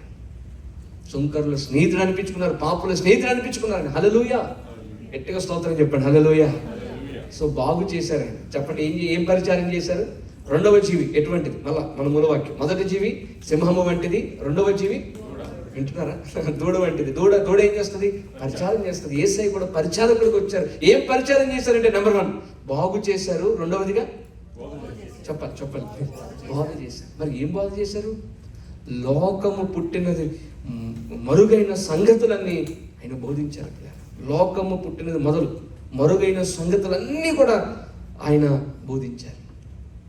ఆయన నోరు తెరిచి ఆయన బోధిస్తూ ఉంటే ప్రజలు 3 రోజులు కూడా ఆహారాన్ని మర్చిపోయారంట, నీళ్ళ ఆహారాన్ని. దప్పికలేదు వారికి. హల్లెలూయా. దేవునికి మహిమ కలుగును గాక. ఆయన బోధ ఆశ్చర్యకరమైన బోధ. ఆయన బోధకు ఆశ్చర్యపోయారు పిల్లలు, ఆయన బోధకు ముగ్ధులైపోయారు. ఒకరోజు ప్రధాన యాజకుడు, నేను ఆ వచనం చెప్పట్లేదు కానీ టైం లేదు కనుక చెప్పట్లేదు, నేను ముగిస్తాను త్వరగా.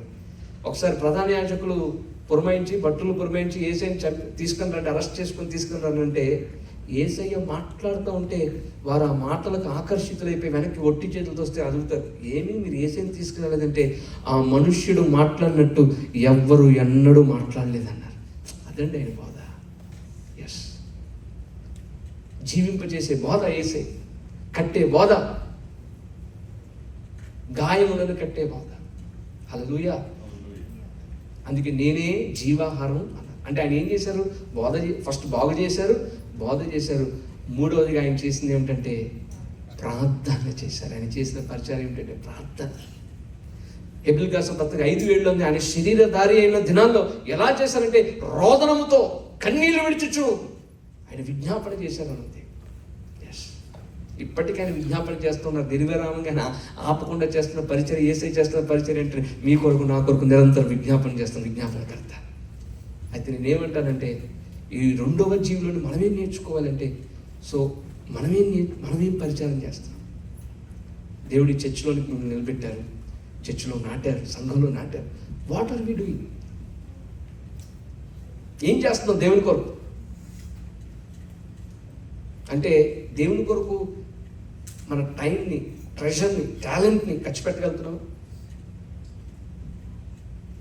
మీ పిల్లలు ఉన్నారు, కీబోర్డ్ నేర్పించండి. మీ పిల్లలు ఉన్నారు, నాకు అడిగాను కీబోర్డ్ ఉందా లేదా అని అడిగాను. ఉందన్నారు.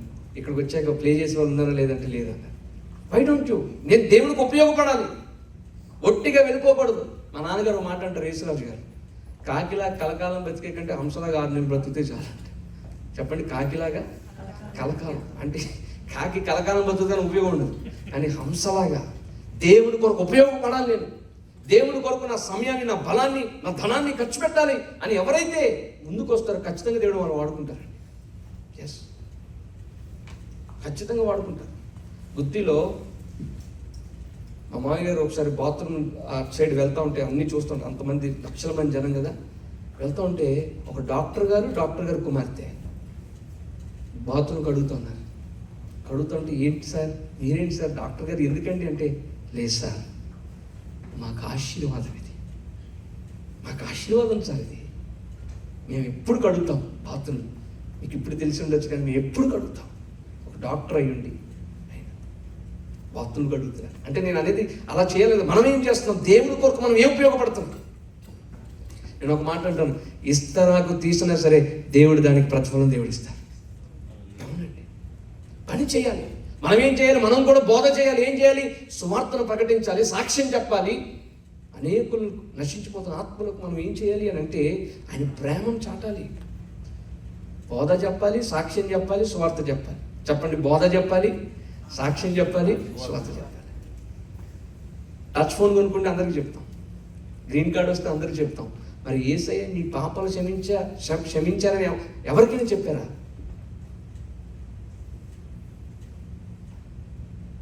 ఎలాగా? మరి సంస్కారంలో ఎలా పాల్గొంటాం? ఈ పాత్రలది చేయవాడు మరణమును ప్రచురం చేయాలని ఉంది. ఎలాగా?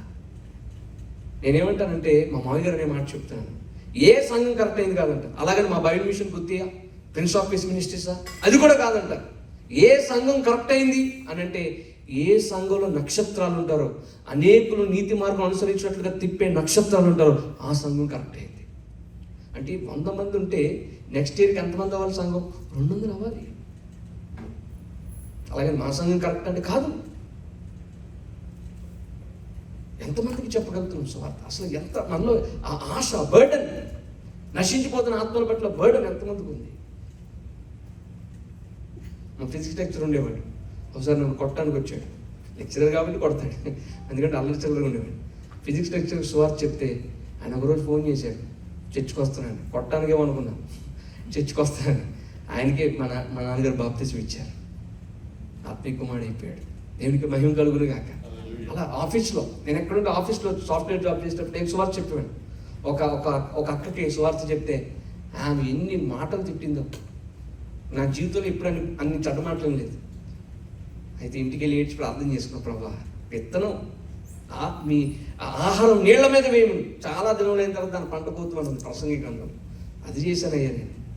బట్ మీరు పంట ఇస్తారంటే ఫోన్ వచ్చింది అన్నోన్ నెంబర్ నుంచి. వస్తే, తమ్ముడు మీ చర్చ్ ఎక్కడ ఉంది? ఎందుకక్క నన్ను తిట్టనంగా కొట్టడానికి అనుకున్నాను. ఆమె చర్చిలోకి వచ్చి ఓరుమని ఏడ్చి పశ్చాత్తాపడి ప్రభుకి ఆమె జీవితాన్ని ఇచ్చింది. ఆమె చెప్పింది, ఈరోజు ఆమె పరిస్థితి ఏమిటంటే, భర్త విడిచిపెట్టి వెళ్ళిపోయాడు. 4 సంవత్సరాలు భయంకరంగా డిప్రెషన్కి వెళ్ళి సూసైడ్ చేసుకుందాం అనుకుంది. ఎస్, ఈరోజు కుడి ఎడమ ఎరగని ప్రజలు, బహుమంది జనసమూహం నశించిపోతుంటే మనం పరిచయం చేయకపోతే ఎట్లా అండి? బోధ చేయాలి, 2 బాగు చేయాలి. ఎస్, ప్రభు నామంలో ప్రార్థన చేయాలి. అది మాత్రమే కాదు, మానసికంగా కూడా వారి గాయాలు కట్టాలి మాటల ద్వారా. సమాధానపరచువారు ధన్యులు, మరి ఏమవుతారు? దేవుని కుమారులను పెడతారు. ఎస్, హల్లెలూయా. ఉన్నారా? చేతులు పైకి స్తోత్రం చెప్పాడు, హల్లెలూయా. దగ్గరగా స్తోత్రం చెప్పాడు, హల్లెలూయా.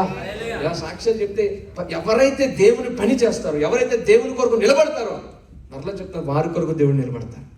దేవుని పని ఎవరైతే చేస్తారో వారి పనిని దేవుడు చేస్తారు. నేను పాస్టర్ గారులు వస్తే, అంటే గొప్ప చెప్పుకోవటం కాదు, వాళ్ళు బాత్రూమ్ దగ్గర ఉంటే వాళ్ళు సూట్ కేసులు పట్టుకొని వారి దగ్గర పక్కన ఉండేవాడిని. మా నాన్నగారు చిన్నప్పటి నుంచి అలవాటు చేశారు.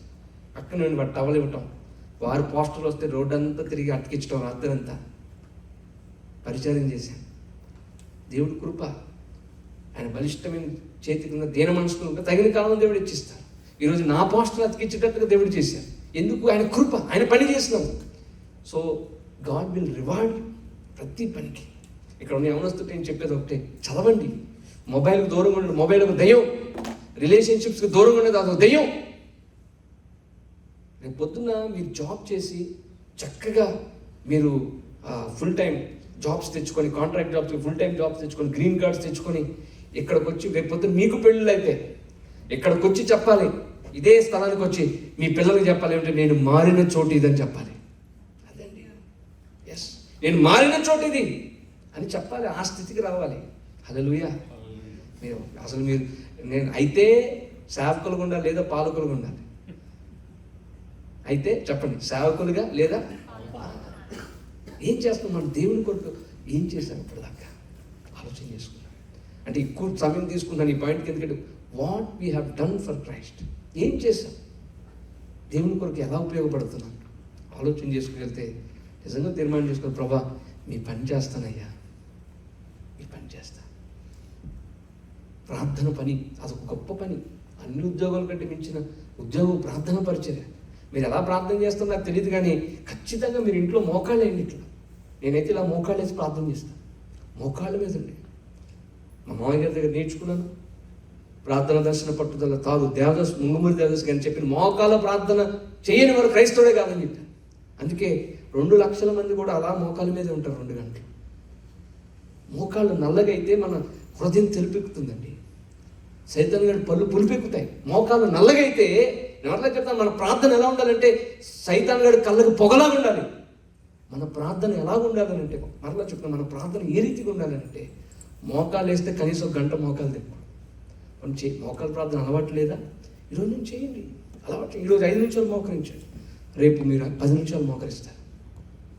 21 రోజులు అయ్యేటప్పటికి ఖచ్చితంగా మీరు 1 గంట మోకరిస్తారు. మీరు 1 గంట మోకరించి ప్రార్థన చేయండి. ఆ శక్తి వేరు, ఆ రీతి వేరు. ఒకవేళ మోకాళ్ళు నొప్పులంటే లేచి నిలబడైనా చేయొచ్చు, కూర్చొని చేయొచ్చు, కానీ మోకాళ్ళ ప్రార్థన అలవాటు చేసుకోండి. ఎస్, జాన్ నాకింగ్స్ అనే దైవజనుడు ఆయన చేసిన ప్రార్థన, దేవా స్కాట్లాండ్ దేశం అనేవ్వండి, లేదా నా ప్రాణాన్ని తీసుకో, Lord give me Scotland or else I will die అని ప్రార్థన చేశారు. ఆయన జైల్లో వేస్తే ఆయన మూలిగిన మూలుగు అదే. 5 సంవత్సరాలు ఆయన మూలుగు తెప్పారా. ఈరోజు స్కాట్లాండ్ దేశంలో 99% మంది క్రైస్తవులే. హల్లెలూయా. మీరు కూడా చర్చ్ వారు ద హౌస్ ఆఫ్ ప్రేయర్ అని పెట్టారు. ఏం చేయాలంటే శాన్ అంటే పట్టణాన్ని మాకు ఇవ్వు ప్రభు అని ప్రార్థన చేయాలి, పరిచయం చేయాలి ఇక్కడ. ఎస్, అదే ద గ్రేటెస్ట్ జాబ్. గట్టిగా స్తోత్రం చెప్తారు ఒకసారి. హల్లెలూయా. చేతులు పైకి బిగ్గరగా హల్లెలూయా. ప్రార్థన వలనే పయనము, ప్రార్థనే ప్రాకారము, ప్రార్థనే ప్రాధాన్యము, ప్రార్థన లేనిదే పరాజయం. ప్రార్థన లేని ఏంటండి? ప్రభువా తెలుసా పాట? ప్రార్థన నేర్పయ్యా, ప్రార్థించకుండా నేనుండలేనయ్యా, నీ పాదాలు తడపకుండా నా పయనం సాగదయా, నీ పాదాలు తడపకుండా నా పయనం సాగదయా. ఎస్, అందుకే 2వ జీవి ఎటువంటిదంటే చెప్పండి, దూడ. ఏం సూచిస్తుంది అంటే యేసుక్రీస్తు ప్రభువారు ఎందుకు వచ్చారు ఈ లోకానికి? పరిచారం చేయడానికి వచ్చారు. గట్టిగా స్తోత్రం చెప్పండి. హల్లెలూయా. బిగ్గరగా హల్లెలూయా. కొంతమంది హల్లెలూయా అంటే మనసులో వెళ్ళాలయ్యా అన్నట్టుంది. అట్లా అనుకోకండి, ఎప్పుడు అలా అనుకోవద్దు. ఆయన సన్నిధిలో టైం తెలియదు. ఎక్కడంటే మీకు టైం చూసుకుంటారు కదా. రాజేష్ అని చెప్తున్నారు, అమెరికన్స్కి 1 గంట సేపు దాటింది సర్వీస్ అంటే ఐ డోంట్ హ్యావ్ టైం అని వెళ్ళిపోతారు. అవునా? నిజమేనా? అక్కడేమో 100 కిలోమీటర్లు అక్కడ ప్రయాణించి వస్తారు ప్రసంగం వింటానికి. ఒకరోజు 1.5 గంట ప్రసంగం చెప్తే ఆయన ఏడుస్తూ ఉన్నాడు. 7 సార్లు 1.5 గంట చెప్పారు, 2.5 గంటలు చెప్పాలి. మిమ్మల్ని అలా ఉంచదండి చెప్తున్నా. అంటే వాళ్ళకున్న ఆసక్తి. ప్రభు కోల్కతా వెళ్ళమని చెప్పారు, అక్కడ పరిచయం చేయమని చెప్తే అక్కడ వారు ఎటువంటి వారు అంటే మేము చంపుతామని బెదిరిస్తారు. అక్కడ వారు ఇళ్లలోంచి పారిపోయి చంపినా పర్వాలేదు, మేము మాత్రం ప్రసంగం వినడానికి, బోధ వినడానికి వెళ్ళాలని పరిగెత్తుకొని వస్తారు. అక్కడ బెంగాలీ ప్రజల మధ్య సేవ చేస్తారు. ఎంత పెద్ద సంఘాలు ఉన్నా అన్నీ విడిచిపెట్టి అక్కడ వెళ్తాను. ఎస్, ఆసక్తి లేని వారికి ఏ శక్తి ఉండదు, నిద్ర శక్తి తప్ప. ఏ శక్తి? 10వ వరం నిద్ర శక్తి. అందుకే జాగ్రత్తగా ఉండాలి. మీరు ఎవ్వరు నిద్రపోవట్లేదు, దేవుడు మిమ్మల్ని దీవించును కాక. కొంతమంది ఉంటారు అక్కడక్కడ, మీరు కానీ మీరు మంచోళ్ళు, నిద్రే నిద్ర మొదలుపెట్టి. నేను అనుకుంటాను మోడీ గారికి ఏమైనా లేఖ రాయాలి, నిద్ర పోటీలు పెట్టాడు మా క్రైస్తవులకి. నిద్ర పోటీలు పెడితే కనుక ఖచ్చితంగా ఫస్ట్ వచ్చేదాన్ని మా క్రైస్తవులు వస్తారు. కానీ మీరు ఎవరు నిద్రపోవట్లేదు. గట్టిగా స్తోత్రం చెప్పండి, హల్లెలూయా. బిగ్గరగా చేతులు పైకెత్తి హల్లెలూయా. అసలు మ్యూజిక్ ఉంటే అంటే నేనే పాటలు పాడుతూ మధ్యలో పాటలు పాడుతూ నాకు ఇష్టం, ప్రసంగం మధ్యలో పాటలు పాడటం. ఎస్, రెండవ జీవి క్షమించాలి, దూడ వంటిది. చెప్పండి, అంటే దూడ ఏం చేస్తుంది? పరిచారం. యేసుక్రీస్తు ప్రభువారు నీ మార్కు గారు ఏ రీతిగా పరిచయం చేశారంటే పరిచారకుడిగా, అంటే ఆయన పరిచయం చేయడానికి వచ్చారు. హల్లెలూయా. దేవునికి మహిమ కలుగును గాక. యేసు నామమున మీరు పరిచారకులుగా మార్చబడుదురు గాక. వచ్చే వారం నుండి మీరే కుర్చీలు వేసుదురు గాక. వచ్చే వారం నుండి మీరే. ఇక్కడ పాస్టర్ గారు కుటుంబమే పని చేస్తుంది, కానీ మీరు ఎవరు పని చేయట్లే అని నన్ను కొంతమంది ఉన్నారు. పరిచయం చేయండి, ఉపయోగపడండి దేవుని కొరకు. తుప్పు పట్టుకుపోవటం కంటే అరిగిపోవటం మేలంటారు మా నాన్నగారు. తుప్పు అంటే తెలుసా? రస్ట్. తుప్పు పట్టుకుపోవటం కంటే అరిగిపోవాలి దేవుని కొరకు. కరిగిపోవాలి.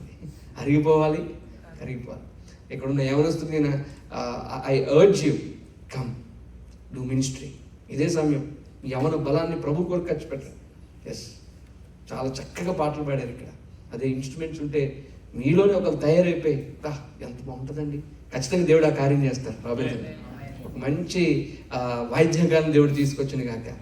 ఆమెను అనుకుంటే నేనే ఒక వాయిద్యకారుని అనుకోండి, దేవుడు చేస్తారు. గట్టిగా చేతుల పైకెత్తి స్తోత్రం చెప్పండి, హల్లెలూయా. దేవుడికి ఉపయోగపడదుము గాక. ఎస్, అన్ని విషయాలు మీకు అంటే అక్కడ ఎలా ఉంటారు ఇండియాలో చెప్తున్నాను. ఎంత విశ్వాసం అంటే దేవుడికి ఉపయోగపడాలి. ఒకసారి ఒక అమ్మాయి, చిన్న 9th క్లాస్ చదివే అమ్మాయి, నాన్న 500 కానుకేసుకుంటాను ఇవ్వా అంటే, లేవు ఇవ్వనన్నా. నువ్వు ఇవ్వవా? సరే అని చెప్పి వెళ్ళిపోయి 7 రోజులు కూలి పని చేసి 500 తెచ్చి కానుకిచ్చింది. అంటే ఎందుకు చెప్తున్నాను అంటే, ఆమెకున్న ఆశ 9th క్లాస్ పాపకి దేవుడికి ఉపయోగపడాలి. ఎస్, 2 లక్షల మంది భోంచేస్తారు బియ్యం. ఎప్పుడు బియ్యం కొనలేదు మీరు రండి ఎప్పుడైనా గుత్తికి, అలా స్టోరేజ్లు ఉంటాయి. మా అన్నకు తెలుసు, చంటి అన్న పాస్టర్ గారు, వారు కూడా పాస్టర్ గారు. ఏ రోజు బియ్యం కొనలేదు ఇప్పటిదాకా, ఇన్ని సంవత్సరాలు. ఇంకొక 6th క్లాస్ చదివే కుమార్తె, ఎంత విశ్వాసం అంటే, నేను ఒక మాట చెప్తున్నాను, ఎంత విశ్వాసం అంటే సేమ్ అదే స్టోరీ. నాన్న కానుకలు ఉన్నాడంట. అయితే నాన్న ఒక పూట నాకు పెట్టే భోజనం ఉంటుంది కదా, అది ఆ పిడికడి నాకు ఇచ్చే భోజనం అని కవర్లో వేసుకుంది 1 రోజులు ఉపవాసం. అసలు అది చూస్తే నాకు మా మామగారు ఏడ్చారు, కళ్ళలో నీళ్ళు వచ్చాయి. ఎందుకమ్మా ఉపవాసం ఉండి నువ్వు బియ్యం కానుక తేవాలి? ఎస్, అంటే నేను ఎందుకు చెప్తానంటే మనం ఉపయోగపడాలి దేవునికి. ఎస్, హల్లెలూయా. అసలు మీరు ఇప్పుడు ఎవరో భోజనం పెట్టారని చెప్పారు, దేవుడు వాళ్ళు దీవించును గాక. వాళ్ళు హ్యూస్టన్కి మూవ్ అవుతున్నారు.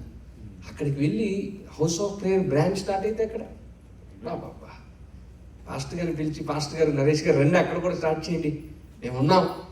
ఎంత అద్భుతం అండి. ఓ 10 మంది కలిస్తే ఒక సంఘం కట్టేచ్చు అక్కడ. దేవుడు ఆ కార్యం కూడా మీకు సొంత స్థానం ఇక్కడ ఇచ్చును గాక యేసు నామములో. ఆమేన్ అంటారనుకోండి బిగ్గరగా. యేసు నామములో ఒక సొంత స్థలం దేవుడు మీకు ఇచ్చును గాక. ఒక చక్కటి మందిరాన్ని దేవుడు మీకు ఇచ్చును గాక. ఓన్ ప్లేస్ని దేవుడు ఇచ్చును గాక. అది మాత్రమే కాదు, అనేక బ్రాంచ్లు కూడా దేవుడు మీకు ఇచ్చును గాక. ఆమేన్ అనట్లేదు కొంతమంది, ఆమేన్ అనట్లేదు. బిగ్గరగా చెప్పాలి ఆమేన్ అని, బిగ్గరగా హల్లెలూయా. 3rd ముగించేస్తాం త్వరగా. దీనికి ఎక్కువ సమయం తీసుకున్నాం, ఎందుకనంటే తెలియాలి, ఉపయోగపడాలి. 3వ జీవి, మొదటి జీవి ఎటువంటిది? సింహం వంటిది. 2వ జీవి గట్టి దూడ వంటిది. 3వ జీవి మరలా చెప్పాలి. మొదటి జీవి ఎటువంటిది? సింహం వంటిది. 2 వెరీ గుడ్, దూడ వంటిది. 3వ జీవి మనుష్యుని ముఖం వంటిది. ఇప్పుడు 3వ జీవి అంటే ఏ సువార్తలో చూడాలి? లూకా సువార్త. వెరీ గుడ్, బాగా చెప్పారు. 3వ సువార్త లూకా. అంటే లూకా గారు ఏ రీతిగా పరిచయం చేశారు అంటే మనుష్య కుమారుడిగా పరిచయం చేశారు. ఎస్, అందుకే లూకా సువార్త 19:10 మనకు తెలుసు సుపరిచితమైన వాక్యం, నశించిన దానిని చెప్పండి వెతకి రక్షించుటకు మనుష్య కుమారుడు ఈ లోకానికి వచ్చారు. హల్లెలూయా. మతం మార్చడానికి రాలేదు, మనసులను మార్చడానికి. ఏ భేదం లేదు, అందరూ పాపం చేసి దేవుడు అనుగురించి మహిమను పొందలేకపోతున్నారు. రోమిల్ రాసిన పత్రిక 3:11 నీతిమంతుడు లేడు, ఒక్కడూ లేడు. పాపములో శాపములో నశించిపోతున్న మానవుణ్ణి వెతకి రక్షించడానికి మొదట మనం ఆయన ప్రేమించలేదు, కానీ ఆయనే మనం మొదట ప్రేమించారు. 100 మంది కొరకు నీవు పోలేదు, తప్పిపోయిన నన్ను నీవు వెదకి వచ్చావు. తెలుసు కదా పాట, నన్ను నీవు మరువక, నన్ను నీవు విడువక, జాలిగా నన్ను చూస్తూ నిలచిపోయావు. హల్లెలూయా. తప్పిపోయిన మనలను వెతకి రక్షించడానికి యేసుక్రీస్తు ప్రభువారు వచ్చారు. అందుకే పాపములో నశించిపోతున్న మనల్ని పిల్లరా, మన పాపములకు ప్రాయశ్చిత్తం చేయడానికి ఆయన మన పాపములన్నిటినీ, మనం పాపం విషయంలో చనిపోయి, పేతురు రాసిన 2:24 మనం పాపం విషయంలో చనిపోయి నీతి విషయంలో జీవించినట్లుగా ఆయనంట మన పాపములన్నిటినీ ఆయన శరీరమందు రాను మీద ఆయన మోసుకెళ్ళిపోయారు. హెబ్రీయులకు రాసిన పత్రిక 9:22 రక్తము చిందించకుండా పాప క్షమాపణ లేదు. అదే మన రక్తమో, ఎడ్ల రక్తమో, కోడెల రక్తం పాపను పరిహరించలేదు, పరిశుద్ధమైన రక్తం చిందించబడాలి. అందుకే యేసయ్య ఒక్కరే చెప్పారు, యోహాను సువార్త 8:40 నాలో పాపం ఉన్నదని మీలో ఎవరు స్థాపించను. Challenge the world. అందుకే ఆయన ఒక్కరి రక్తమే పరిశుద్ధమైన రక్తం, అమూల్యమైన రక్తం, నిష్కలంకమైన రక్తం. ఆంధ్రప్రదేశ్ క్రితం మీకు ఎవరికైనా తెలుసా అండి? ఏ పాపమెరుగని ఓ పావనామూర్తి పాప విమోచకుండా,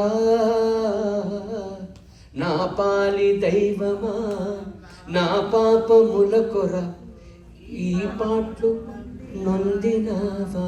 ఆంధ్రప్రదేశ్ కీర్తన, నా పాలి దైవమా నా పాపముల కొర చెప్పండి ఈ పాటలు నొందినావా. ఎప్పుడైనా మీరు ఇంటికి వెళ్ళిన తర్వాత మోకరించి ఆ పాటల గురించి ఆలోచించండి.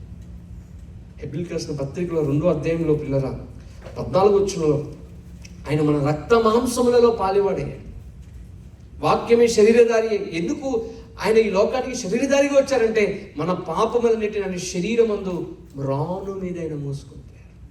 ఆ పాటల గురించి ఆలోచన చేయండి అని చెప్పాను కదా, ఆలోచన చేయండి.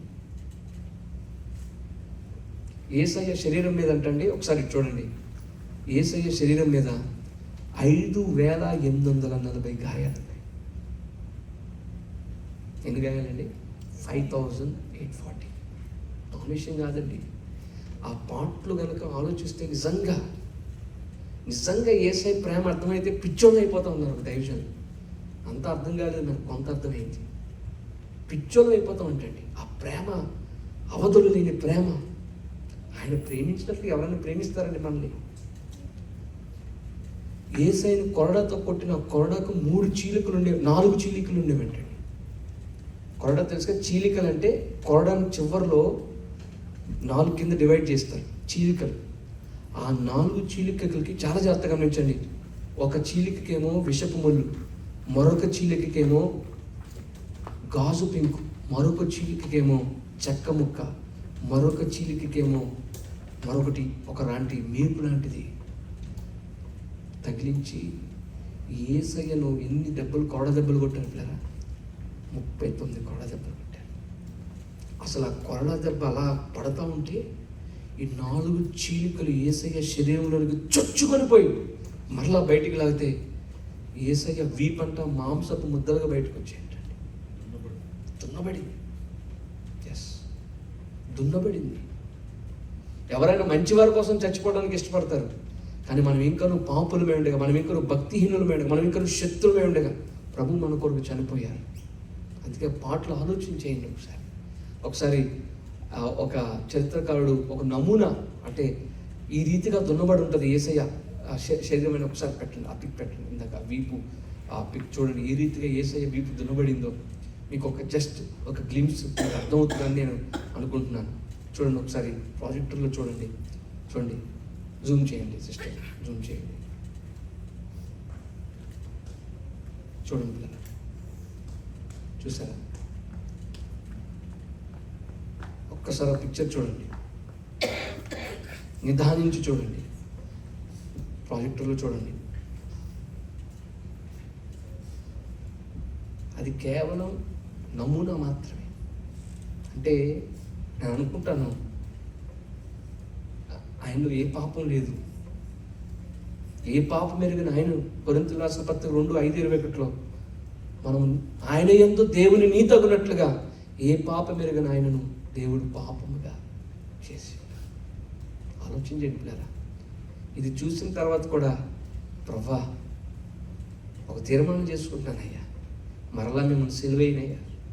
హెబ్రీయులకు రాసిన పత్రిక 6 ప్రకారం మరలా మిమ్మల్ని సిలువైనయ్యా. నా కళ్ళు అన్నీ పవిత్రంగా ఉంచుకుంటానయ్యా, మీ కొరకు పరిశుద్ధంగా జీవిస్తా. తీర్మానం చేసుకోండి. అయితే ఇంకో చరిత్ర కాడు అది తీసేయండి సిస్టర్. ఇంకో చరిత్ర కాడు చెప్పిన మాట ఏమిటంటే, ఆ 39 కోడా దెబ్బల్లో ఒక కోడా దెబ్బ అంటండి అలా మిస్ప్లేస్ అయ్యి ఒక్కసారిగా ఏసై కడుపులోకి చొచ్చుకొని పోయిందంట. కడుపులోకి చొచ్చుకొని పోతే ఆ 4 చీలుకులు లోపలికి వెళ్ళి అలా బయటికి లాగితే ఏసయ్య పేగులు బయటకు వచ్చాయంటండి. పేగులు. వేరు ప్రియుని కంటే నీ ప్రియుని విశేషం ఏమిటి అంటే, నా ప్రియుడు ధవలవర్ణుడు, రక్తవర్ణుడు, 10,000 మందిలో అతను గుర్తించవచ్చు. యెషయా 53 సొగసైనను స్వరూపమైన ఆయనలో సొగసైనను స్వరూపం. ఆలోచించండి. ప్రభు సంస్కారం తీసుకుంటున్నాం మనం, ఆయన శరీరం, ఆయన రక్తాన్ని పుచ్చుకుంటున్నాం. మన అతిక్రమ నిమిత్తం ఆయన గాయపరచబడ్డారు, మన దోషం నిమిత్తం నలగొట్టబడ్డారు. అతను నలగొట్టుటకు యెహోవాకు చెప్పండి ఇష్టమై. He was crushed for our sins. Yes. గొర్రె బొచ్చు కత్తిరించి వాందిట గొర్రెలాగైతే మౌనం వేస్తుందో, ప్రభు నీ కొరకు నా కొరకు మౌని అయిపోయారు. నోరు తెరువలేదాయే ప్రేమ, బదులు పలుకలేదాయే ప్రేమ, ఇది ఎవరి కోసమో, ఇది ఎవరి కోసమో, నీ కోసమే, నీ జనుల కోసమే. ఆలోచన చేసుకొని, ప్రభా మీరు మూడవ జీవి, మనుషుల ముఖం వంటిది. ఎందుకంటే ఆయన మనుష్య కుమారుడుగా ఈ లోకానికి వచ్చారు కనుక ఇంకెప్పుడు మిమ్మల్ని బాధపడినయ్యా, ఇంకెప్పుడు మిమ్మల్ని దుఃఖపరచినయ్యా. ఈ దేహంతో మిమ్మల్ని మహింపరుస్తాను. మహిమ అన్న మాటకు హెబ్రీ పదంలో కాబోద్ అన్న మాట ఉపయోగించబడింది. ఎస్, ఈ శరీరము దేవుని ఆలయము కనుక దేవుని కొరకు జీవిద్దాం, పరిశుద్ధంగా బ్రతుకుదాం. గట్టిగా స్తోత్రం చెప్పండి. హల్లెలూయా. చేతుల పైకి దగ్గరగా హల్లెలూయా. కఠిన మనసు కరిగించుకుందాం. కన్నీళ్లతో ఏం చేయాలి? కఠిన మనసు కరిగించుకుందాం. మూడవ జీవి ఎటువంటి చెప్పండి? మనుషులు. మొదటి జీవి చెప్పాలి. మొదటి జీవి. రెండవ జీవి వెరీ గుడ్, దూడవ అంటే మీకు 100కి 150 మార్కులు వేస్తా. మొదటి జీవి సింహం వంటిది, రెండవ జీవి దూడ వంటిది, మూడవ జీవి మనుష్యుని ముఖము వంటిది. ఫినిష్ చేస్తున్నా. నాలుగవ జీవి ఎగురుచున్న పక్షిరాజు. ఒకసారి చెప్పండి, అట్లా ఇలా చూపించండి నాకు ఒకసారి. బాగా చేస్తున్నాడు యాక్షన్. ఎగురుచున్న అంటే ఎందుకు చేస్తానంటే, కొంచెం అలాగా యాక్షన్ చేసినప్పుడు కొంచెం నిద్ర మొత్తం అలాంటిది ఏదైనా ఉంటే పోతుందేమోనని అదొక నేర్చుకోవాలి కదా పాస్టర్ అన్నాక. ఏమండి కొంతమంది ఏం చెప్తారంటే, ఇలా ఎగురుతున్నప్పుడు పక్కన వారు ఏమైనా నిద్రపోతే నెత్తి మీద కొట్టమని చెప్తారు. అలా ఏమన్నా అడిగితే నేను బాధ్యత అని చెప్తాను. మీరు అలా కొట్టకండి, ఎవరి మీద కోపం ఉంటే తీర్చుకోవచ్చు. చెప్పండి. నాలుగోది ఎటువంటిది? ఎగురుచున్న ఫ్లయింగ్ ఈగల్, ఎగురుచున్న పక్షిరాజు వంటిది. ఎస్, ఎగురుచున్న పక్షిరాజు వంటిది. ఎందుకండి ఎగురుచున్న పక్షిరాజు వంటిది అంటే 4వ సువార్తలో మనం చూడాలి. 4వ జీవి, 4వ సువార్త. యోహాను గారు ఎలా పరిచయం చేశారు యేసయ్యను అని అంటే, దేవుని కుమారుడిగా పరిచయం చేశారు. అంటే పక్షిరాజు దానికి నైజం ఏమిటంటే, ఎప్పుడు పైనే ఉంటుంది, పైనే తన చూపు కానీ అంతా. మనకి చిలకమ్మలు కనపడతాయి ఇక్కడ. మీరు ఎప్పుడైనా ఈగలు చూసారా? పక్షిరాజు ఇక్కడ అమెరికాలో చూసారండి? ఉంటాయా? బాగుంటాయి ఇక్కడ. అక్కడైతే ఉండవు. అంటే ఈగలు సర్వసాధారణంగా మనకి చాలా రేరెస్ట్గా కనబడతాయి పక్షిరాజులు. ఎక్కడో కొండ పేటు పైన తన గూడును కట్టుకుంటుందన్నది యోగ గ్రంథంలో. అంటే పక్షిరాజు ఎట్లంటే ఆకాశ పక్షులలో రాజు. అంటే దాంట్లో మనం ఏం నేర్చుకోవచ్చు అని అంటే యేసయ్య యొక్క క్యారెక్టర్. యోహాను సువార్తలో మనం చూసినట్లయితే ప్రభు అన్నారు, యోహాను సువార్త 8వ అధ్యాయం 23వ వచనంలో, నేను పైనున్న వాడను, మీరెవరు క్రిందున్నవారు. యోహాను సువార్త 8:23 అన్నిటికి రిఫరెన్స్ చెప్పారు. మత్తయి సువార్త 2:2 రాజుగా ప్రభు పరిచయం చేశారు మత్తయి గారు. మార్కులోనేమో 10:45 పరిచారకుడిగా పరిచయం చేశారు మార్క్ గారు. లూక్ గారేమో 19:10 మనుష్య కుమారుడిగా. యోహాను గారు ఎలా పరిచయం చేశారంటే దేవుని కుమారుడు. అంటే యేసయ్య అన్నారు, నేను పైవాడను. చూడండి ఒకసారి చూస్తారండి, ఆ వచనం పెడతారు, ఇందులో వస్తుంది సిస్టర్. యోహాను సువార్త 8:23. యోహాను సువార్త 8:23 చదువు. లాస్ట్ జీవి వచ్చేసి మీరు ఓపిక పట్టండి, నేను ముగిస్తున్నాను. గట్టిగా స్తోత్రం చెప్పండి, హల్లెలూయా. యోహాను సువార్త 8వ అధ్యాయం 23 వచ్చి చదువుతారా? అప్పుడు ఆయన మీరు క్రింది వారు, నేను పైనుండి వాడను. హల్లెలూయా. గట్టిగా స్తోత్రం చెప్పండి, హల్లెలూయా. ఆయన ఎవరు చెప్పాలి? పైనుండి. అందుకే ఫిలిప్పీ రాసిన 2లో ఉంది, ఆయన తండ్రితో సమానంగా ఉండట విడిచిపెట్టకూడని భాగ్యమని ఎంచుకొనలేదు. కానీ పైనుండి ఎలాగ దిగొచ్చారంటే దాసుని స్వరూపం ధరించుకున్నారు, మనుషులు పొలుగా పుట్టారు. అది మాత్రమే కాదు, మరణము పొందినంతగా, అనగా సెలవు మరణం పొందినంతగా తను తాను తగ్గించుకున్నారు. అంటే ఆయన ఎవరు అని అంటే పైనున్నవారు. ఎలాగొచ్చారు? దేవుని కుమారుడిగా ఈ లోకానికి వచ్చారు. సో మనం ఏం చేయాలి? ఇందులో నుంచి మనం ఏం నేర్చుకోవాలి అని అంటే చాలా జాగ్రత్తగా గమనించండి పిల్లరా. మనము కూడా పైనున్న వాటినే వెతకాలి. కొలస్సీయులకు రాసిన పత్రిక 3:2 చదువుతారండి. కొలస్సీయులకు రాసిన పత్రిక 3:2 పర్లేదు, వాక్యం రాకుండా కొలస్సీయులకు రాసిన పత్రిక 3:2 చదవండి. పైనున్న వాటి మీదనే గాని భూ సంబంధమైన వాటి మీద మీ మనసు పెట్టుకోకండి. ఎస్, నేను డాలస్ వస్తున్నప్పుడు ఫస్ట్ టైం యూఎస్ కదా, యూఎస్లో అడుగు పెడుతున్నప్పుడు చాలా అద్భుతమైన ఇల్లు కనబడ్డాయి. చిన్న చిన్న అట్టపెట్టెలాగా ఉన్నాయి. మామూలు ఇల్లు ఉన్నాయి, అట్టపెట్టెలు ఇల్లు కూడా ఉన్నాయి. చాలా బాగున్నాయి. ఫిల్దీ రిచ్ పీపుల్ ఉంటారేమో అనుకున్నాను. ఎందుకు చూస్తే ఆ ఇల్లులు ఎక్కడంటే మన బ్రదర్ రాజేష్ బ్రదర్ ఇల్లే అది. అంటే అదే సేమ్. అంటే నాకు అనిపించింది, అంటే మనం ఏరోప్లేన్ అంత పైకి వెళ్ళేటప్పటికి కింద అవన్నీ ఎలా కనబడతాయి చిన్నగా. అలాగే మనం ఆత్మీయంగా పైకి వెళ్ళేటప్పటికి పైన వాటిని వెతికేటప్పటికి భూ సంబంధమైన వాటిని తుచ్చమైన వాటికి కనబడతాయి. సో ఆత్మీయంగా మనం వర్ధిల్లితే చెప్పండి అన్ని విషయాలు. గాయకి రాస్తూ యోహాన్ గారు అన్నమాట, ప్రియుడా నీవు ఆత్మలో వర్ధిల్లుచున్న ప్రకారం అన్ని విషయాల్లో వర్ధిల్లుతాం. సో ఈ 4వ విషయం ఏంటంటే మనం స్పిరిచువల్గా ఎదగాలి, ఆత్మీయంగా బలపడాలి. ఆత్మీయంగా ఎదగాలి అని అంటే పైన వాటిని వెతకాలంటే మీకు చార్ట్ చూపిస్తాను. ఆ చార్ట్ని కనుక మీరు ఫాలో అయిపోతే ఖచ్చితంగా ఆత్మీయ ఎదుగుతారు. పెడతారు సిస్టర్ చార్ట్. ఆత్మీయ స్వస్థత ఉంది, స్పిరిచువల్ హీలింగ్ ఉంది. ఒకసారి ప్రొజెక్టర్లో పెట్టండి. హల్లెలూయా. దేవునికి మహిమ కలుగును గాక. ఆమెన్ అంటారు అనుకున్నా. దేవునికి మహిమ కలుగును గాక. నాకు అలవాటు, ఇక్కడేమో అలవాటు లేదు. చేతులు పైకి ఒకసారి బిగ్గరగా హల్లెలూయా, బిగ్గరగా చెప్పండి హల్లెలూయా. ఎస్, హల్లెలూయా.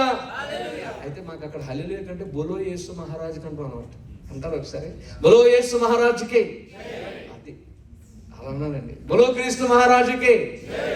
చెప్పండి. ఇప్పుడు మొదటి జీవి ఎటువంటిది?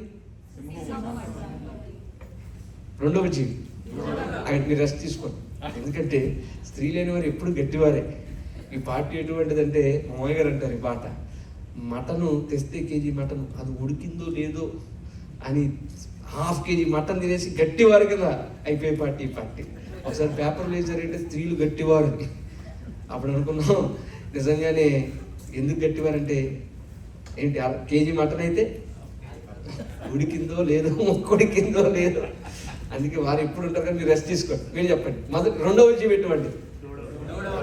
మూడవ జీవి సిస్టర్ మీకండి మనుష్యుని ముఖం అంటే. 4వ జీవి చెప్పాలి, మాట్లాడాలి. యాక్షన్ చేయబట్టి చెప్పట్లేదు నేను. ఏ గురించున్నా ఏంటి వాక్యం ఈరోజు అంటే ఇలా చూపించండి. ఇందాక చెప్పా, మనం కూడా ఏం చేయాలి? పరిచారం చేయాలి, బోధ చేయాలి. ఈరోజు విన్న వాక్యం చెప్పండి, నడిపించండి. చూడండి ఎలాగ మనం పైన వాటిని వెతకాలంటే ఫస్ట్ చదవండి. నెంబర్ 1 ఏముంది తెలియదు, నామకార్థ చేయాలి. నామకార్థం అంటే ఒక విధంగా చెప్పాలంటే అలవాటు ప్రకారం చేసే భక్తి. అలవాటు ప్రకారం ప్రార్థన చేస్తారు. నామకార్థంగా అంటే అన్నీ ఉంటాయి. పైన స్టార్ కింద బార్ ఉంటుంది. చెప్పండి, పైన స్టార్ కింద బార్. క్రిస్మస్కి పైనేమో స్టార్ కిందేమో, అంటే వీళ్ళెవరు నామకార్థులు. అంటే దేవుని నామముకే, దేవుని పేరుకి రిపేర్ తెచ్చే బ్యాచ్ అనమాట. నామకార్థులు ఎవరు పరలోకానికి వెళ్ళరండి. ఎస్, ఈరోజు తేల్చుకొని ప్రభావం నామకార్థం ఉండనయ్యా. నేను ఒక మాట అంటాను, ఒక ఏమంది, అయ్యా నాకు సినిమాలు అంటే అసలు నాకు ఇష్టం లేదయ్యా, కానీ సీరియల్ చూడకుండా ఉండలేను. నేను అన్నాను, అమ్మ విషం కొంచెం ఎక్కువ తాగినా విషమే, కొంచెం తాగినా. అందుకే వినండి, అంటే నేను ఏమంటాను, నామకార్థులు అటు సినిమా కావాలి, ఇటు ఏసై కావాలి. లేదు, అయితే చల్లగానే ఉండండి, వెచ్చగా. ఇప్పుడు సినిమా హాల్లో ఏసై ఉంటాడా? ఉండరు, ఏసై ఉండరు. సినిమాలు చూసే వ్యక్తితో కూడా ప్రభు ఉండరు. అందుకే మీ దోషములు ఎలాగున్నాయంటే నాకు మీకు మధ్య అడ్డుగోడ కింద ఉన్నాయన్నారు యెషయా 59. నామకార్థతను విడిచిపెట్టేయండి. నామకార్థం కాదు, ఏది చేసిన విశ్వాసంతో చేయాలి ఉంది. ఎస్, ప్రభు కొరకు ఏది ప్రార్థన చేసిన విశ్వాసంగా, చర్చికి వచ్చిన ఒక విశ్వాసంతో రండి. నామకార్థత విడిచిపెట్టేయండి. జీవించుచున్నామన్న పేరు మాత్రమే కానీ ముద్దులు, అది నామకార్థులు అనమాట. పైకి భక్తి గలవారం అని చెప్పుకుంటూ దాని శక్తిని ఆశ్రయించని వారం ఉంది. సో నామకార్థులు పరలోకానికి వెళ్ళరు. నామకార్థను విడిచిపెట్టి ఎక్కడికి వెళ్ళాలి అంటే నామకార్థతను విడిచిపెట్టి విసర్జన జీవనంలోకి రావాలి. చెప్పండి, ఏ జీవనంలోకి రావాలి? ఏంటి విసర్జన జీవనం అంటే? యోబు గారు అంటారు, కన్నులతో నిబంధన చేసుకున్నాను అంటారు. ఎస్, ఇంకా చూడను ప్రభా, ఇంకా చేయని ప్రభా, ఇది ఇంకా అబద్ధం అన్న ప్రభా. చనిపోయినా సరే అబద్ధం అన్న, అంతే. అసలు నా తుది శ్వాస విడిచే వరకు మంచి కోసం కాదు, దేని కొరకు అబద్ధం ఆడు. కపటం రాదయ్యా, అది విసర్జన జీవనం. పాపాన్ని విసర్జించుకోవాలి. ఆ తర్వాత ఆ స్టేజ్కి వచ్చిన తర్వాత అప్పుడు ఎలాంటి జీవనంలోకి రావాలంటే మూడోదిగా సామాన్య జీవనం. చెప్పండి, ఏ జీవనం అండి? సామాన్య అంటే వారు నిజంగా 1 గంట మోకరించి ప్రార్థన చేస్తారు, విశ్వాసంతో కానుక సమర్పించుకుంటారు, విశ్వాసంతో వాక్యం వింటారు, విశ్వాసంతో అడుగులు వేస్తారు. ఆ తర్వాత 4 ఎస్, 4 చెప్పండి ఏమిటండి? Yes, I don't know that you believe in Holy Spirit అనుకుంటున్నాను. Yes, you believe in Trinity God. Yes, బాప్తిస్మం 2 రకాలు. ఒకటి నీటి బాప్తిసం, 2 పరిశుద్ధాత్మల బాప్తిసం. చాలామంది నీటి బాప్తిసం పొందుకుంటాం కానీ పరిశుద్ధాత్మల బాప్తిసం పొందుకోం. నేను ఇదివరకు అలాగే ఉండేవాడిని.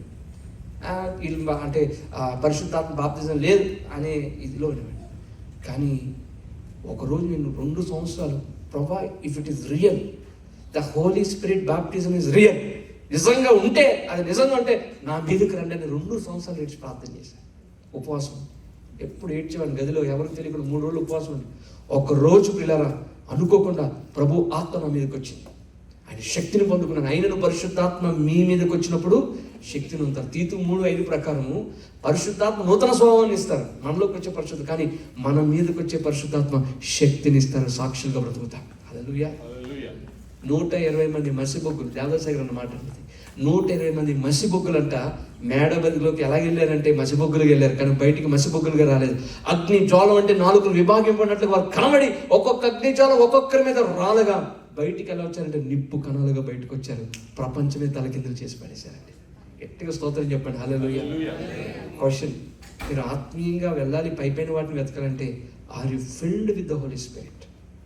మనలోనికి వచ్చే పరిశుద్ధాత్మ ఆయన పశ్చాత్తాపం కలుగు చేస్తారు. But have you experience the power of the Holy Spirit? మరి అక్కడితో సరిపోతుందండి? బాప్తిజం పొందితే పరిశుద్ధాత్మ బాప్తిజం కాదండి. ఆ తర్వాత ప్రత్యక్ష జీవనంలోనికి వెళ్ళాలి. ఇందాక అన్నానే, పౌలు గారు అన్న, నేను పరవశించి ప్రభువుని చూచి తిని. మేము స్ట్రైట్గా క్వశ్చన్ అడుగుతాం, ఎప్పుడైనా ప్రభుని చూచారా? ప్రభు స్వరాన్ని విన్నారా? నా ఫ్రెండ్ ఉంటాడు, 2 సంవత్సరాలు ఏడ్చాడంటే ప్రభుని చూడాలి. ఒక రాత్రి కల్లో తలుపు కొట్టి, బాబు బయటికి వెళ్దామా అన్నారంట. బయటికి వెళ్తే ఆ తర్వాత గుర్తొచ్చింది, ఎందుకు వచ్చిన వ్యక్తి ఎవరంటే యేసయ్య. యేసయ్య అని చెప్తున్న మాట, యేసయ్య అని పరిగెత్తుకుంటే వెళ్ళి యేసయ్యని కౌగిలించుకున్నాను సార్. యేసయ్యకి ఎన్ని ముద్దులు పెట్టాను తెలుసా సార్? ప్రభు కూడా నాకు అన్ని ముద్దులు పెట్టారు సార్. అదేంటి సార్, సమీపింపరాని తేజస్సులో ఆయన మాత్రమే వర్షించి అమృతంగా దేవుడు మనుషులు ఎవరు చూడలేరు కదా. ఆశ ఉంటే ఆయన మహిమను తగ్గించుకొని వచ్చి పౌలు గారికి ఎలా ప్రత్యక్షమయ్యారో నీకు కూడా ప్రత్యక్షం అవుతారు. ఎస్, అదే ప్రత్యక్ష జీవనం. నేను ముగిస్తున్నాను. అది ఆత్మలు ఎదగటం అంటారు. ప్రభు కృపను బట్టి నేను విన్నాను, ప్రభు స్వామి విన్నాను, ప్రభు హస్తాన్ని చూశాను. అయితే నేను పోరాడేది దేని కొరకంటే ముఖాముఖిగా ప్రభుని చూడాలి. నేను దాని కొరకు పయనిస్తాను. నా ప్రార్థన అది. చాలా సంవత్సరాలుగా ఒక్కసారి ఫేస్ టు ఫేస్ ప్రభుత్వ ఎన్కౌంటర్ అవ్వాలని ఆశ ఉందా? ఎస్.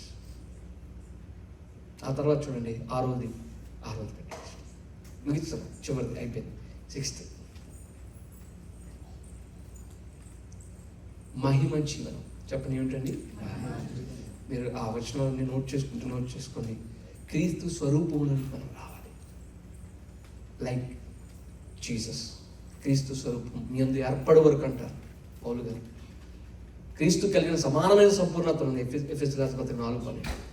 అది ముగించిన తర్వాత ఎవరైతే ఈ ఆత్మలు ఈ స్టేజెస్లో ఉంటారో, నామకార్థత జీవనాన్ని పక్కన పెట్టేస్తే ఈ జీవనంలో ఎవరైతే ఉంటారో వారు 7వ దాంట్లో అడుగు పెడతారు. అది పరలోకపు జీవనం. పరలోకంలో ఈ భూమి మీద ఏ రీతిగా అయితే భక్తి చేస్తారో వాని క్రియ చొప్పున సిద్ధపరచిన జీతము నా యొద్ద ఉన్నది. చివరిలో రక్షింపబడ్డ దొంగకి ఒకే జీతం ఉంటుందా? లేదంటే పౌలు గారికి దొంగకి ఒకే జీతం ఉంటుందా? దేవుడు న్యాయవంతుడు కదా. పౌలు గారు ఏమో క్రీస్తు కుదువై ఉన్న వాటి దెబ్బ నేను పడ్డాను అన్నారు. దొంగ ఏమో చివరిలో రక్షింపబడ్డాడు. ఇప్పుడు ఇద్దరికి ఒకే జీతం ఇస్తారా? అంటే పరలోకంలో జీతాలు వేరు, పరలోకంలో మహిమలు వేరు. ఇప్పుడు మందిరానికి ఫాస్ట్గా వచ్చేవారికి, అందరికంటే ముందు వచ్చేవారికి ఒకే జీతం ఉంటుంది, తర్వాత వచ్చేవారికి ఒకే జీతం ఉంటుంది. అంతేనా? నేను కరెక్టే కదా చెప్పండి? కరెక్ట్ అండి. ఒకే జీతం. లాస్ట్ ఆశీర్వాద ప్రార్థనకు వచ్చి ఆమె వరకు ఒకే జీతం ఉంటుంది కాదు.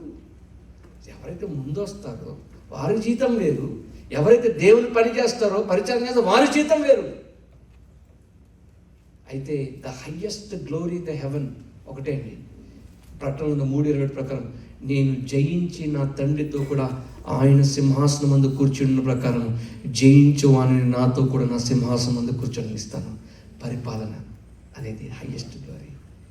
మనం ఎక్కడికి వెళ్ళాలంటే జయించువానికి పరదేశంలో జీవవృక్ష ఫలం భుజింపనిస్తాను, మరుగైన మన్న తెల్లన, ఇవన్నీ కాదు, ఇవన్నీ దేవుడు ఇస్తారు. అయితే ద హయ్యెస్ట్ గ్లోరీ ఏంటంటే సింహాసనపు స్థితికి మనం అందరము రావాలి.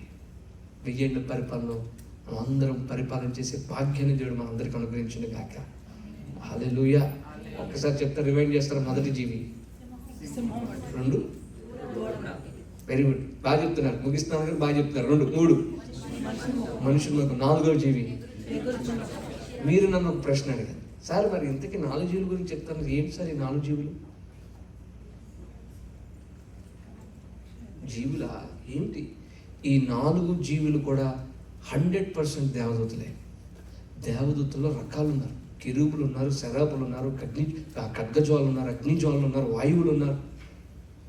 ఈ దేవదూతల వర్గానికి చెందినవి 4 జీవులు కూడా ఒక ప్రత్యేకమైన పని కొరకు ఒక ప్రత్యేకమైన వర్గంగా దేవుడు చేశారు. ఎంత ఆధిక్యత ఇచ్చారంటే సింహాసనాన్ని మోసే ఆధిక్యతను దేవుడు వాటికి ఇచ్చారు, ఆ జీవులకి.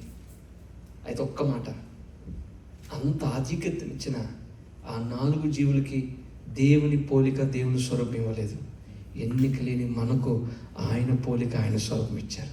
ఆ 4 జీవులే సింహాసనాన్ని మోస్తూ ఉంటే, 4 జీవులే ఆరాధిస్తూ ఉంటే, 4 జీవులే సువార్తను ప్రకటిస్తూ ఉన్నాయి. మీరు ఇంటికి వెళ్ళి చదవని ప్రకటన 6, 1, 3, 5, 7 చదవండి వచనాలు. ఇంత చేస్తుంటే ఆయన పోలిక చొప్పున ఆయన స్వరూపంలో చేయబడిన మనం ఇంకెంత దేవుని ఆరాధించాలి, ఇంకెంత దేవుని మహిమపరచాలి, ఇంకెంత సువార్త ప్రకటించాలి, ఇంకెంత ఆయన మోయాలి. ఆలోచన చేసుకొని ప్రభా కృపేవాడిని. If you can kneel down, మోకరించి లేకపోతే మీ ఇష్టం, లేచిన పడచ్చు, కానీ అలాగే మోకరించి మనస్ఫూర్తిగా 2 నిమిషాలు 2 చేతులు జోడించి, ఎవరిని పట్టించుకోవద్దండి ఈ సమయంలో. మోకరించిన వారు లేచిన పడండి. అలా మోకరించి 2 చేతులు జోడించి ప్రభు వైపు మాత్రమే చూడండి. ప్రభు వైపు మాత్రమే. ప్రభు మనతో మాట్లాడారు.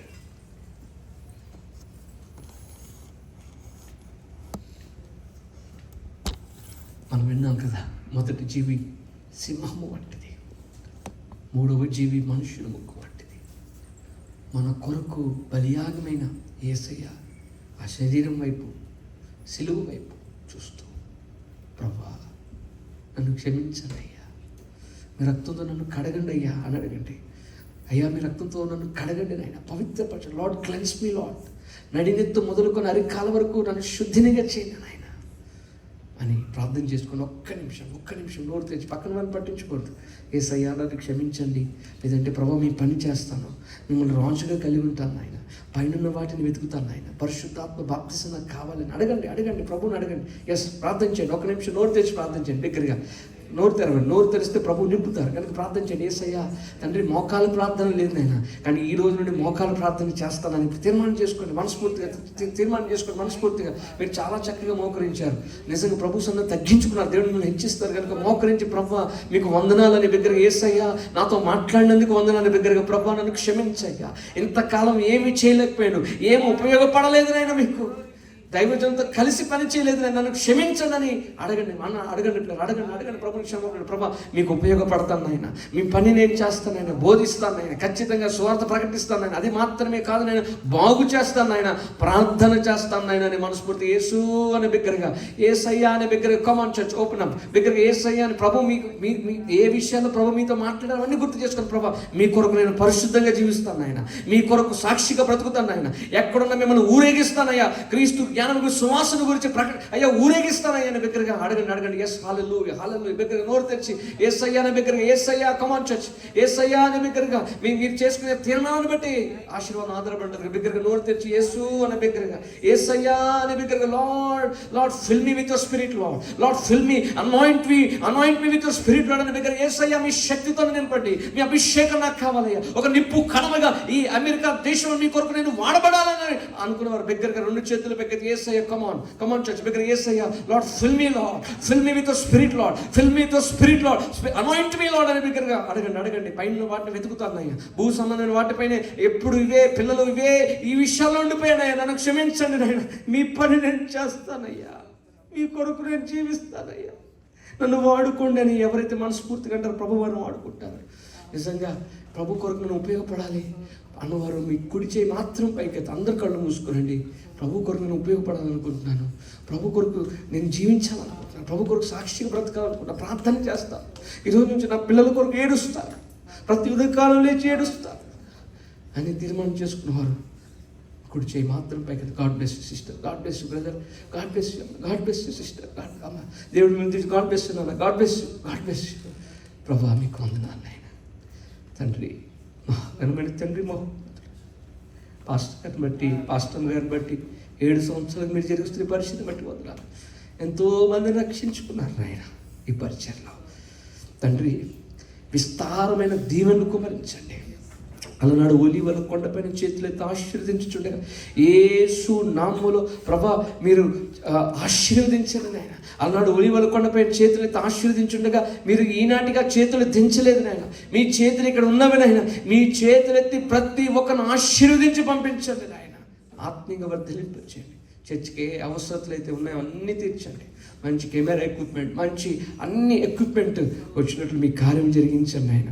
కృప చూపించండి. సేవకుని హృదయంలో ఏదైతే తండ్రి కన్నీరు ఉన్నదో అదంతా మీకు తెలుసు అయ్యా, అదంతా మీరు తీర్చివేయమని, అంత అవసరతలన్నీ తీర్చివేయమని అడుగుతున్నాం తండ్రి. 4 జీవులు కూడా మీరు ఇంటికి వెళ్ళిన తర్వాత కూడా 4 జీవుల యొక్క మరణం తండ్రి ఇంటికి వెళ్ళిన తర్వాత గింగురుమని మారుమ్రోగునట్లుగా చెవులలో కార్యం జరిగింది. మీ పరిచారం మీ అయ్యా మీ కొరకు పరిచయం చేసే బిడ్డలుగా ప్రతి ఒక్కరిని ఆశీర్వదించమని, మిమ్మల్ని రాజుగా కలిగి పైన వాటిపైన ఫోకస్ ఉంచి మీ కొరకు జీవించినట్లుగా సహాయం చేయండి తండ్రి.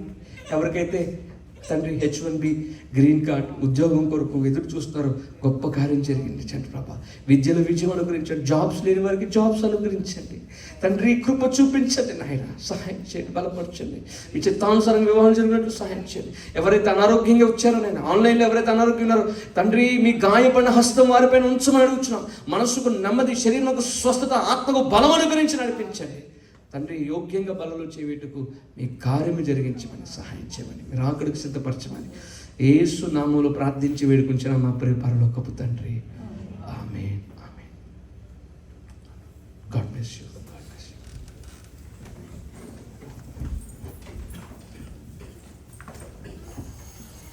ఈ సమయాన్ని ఇచ్చిన పాస్టర్ గారికి నా హృదయపూర్వక ప్రత్యేకంగా thank you so much pastor.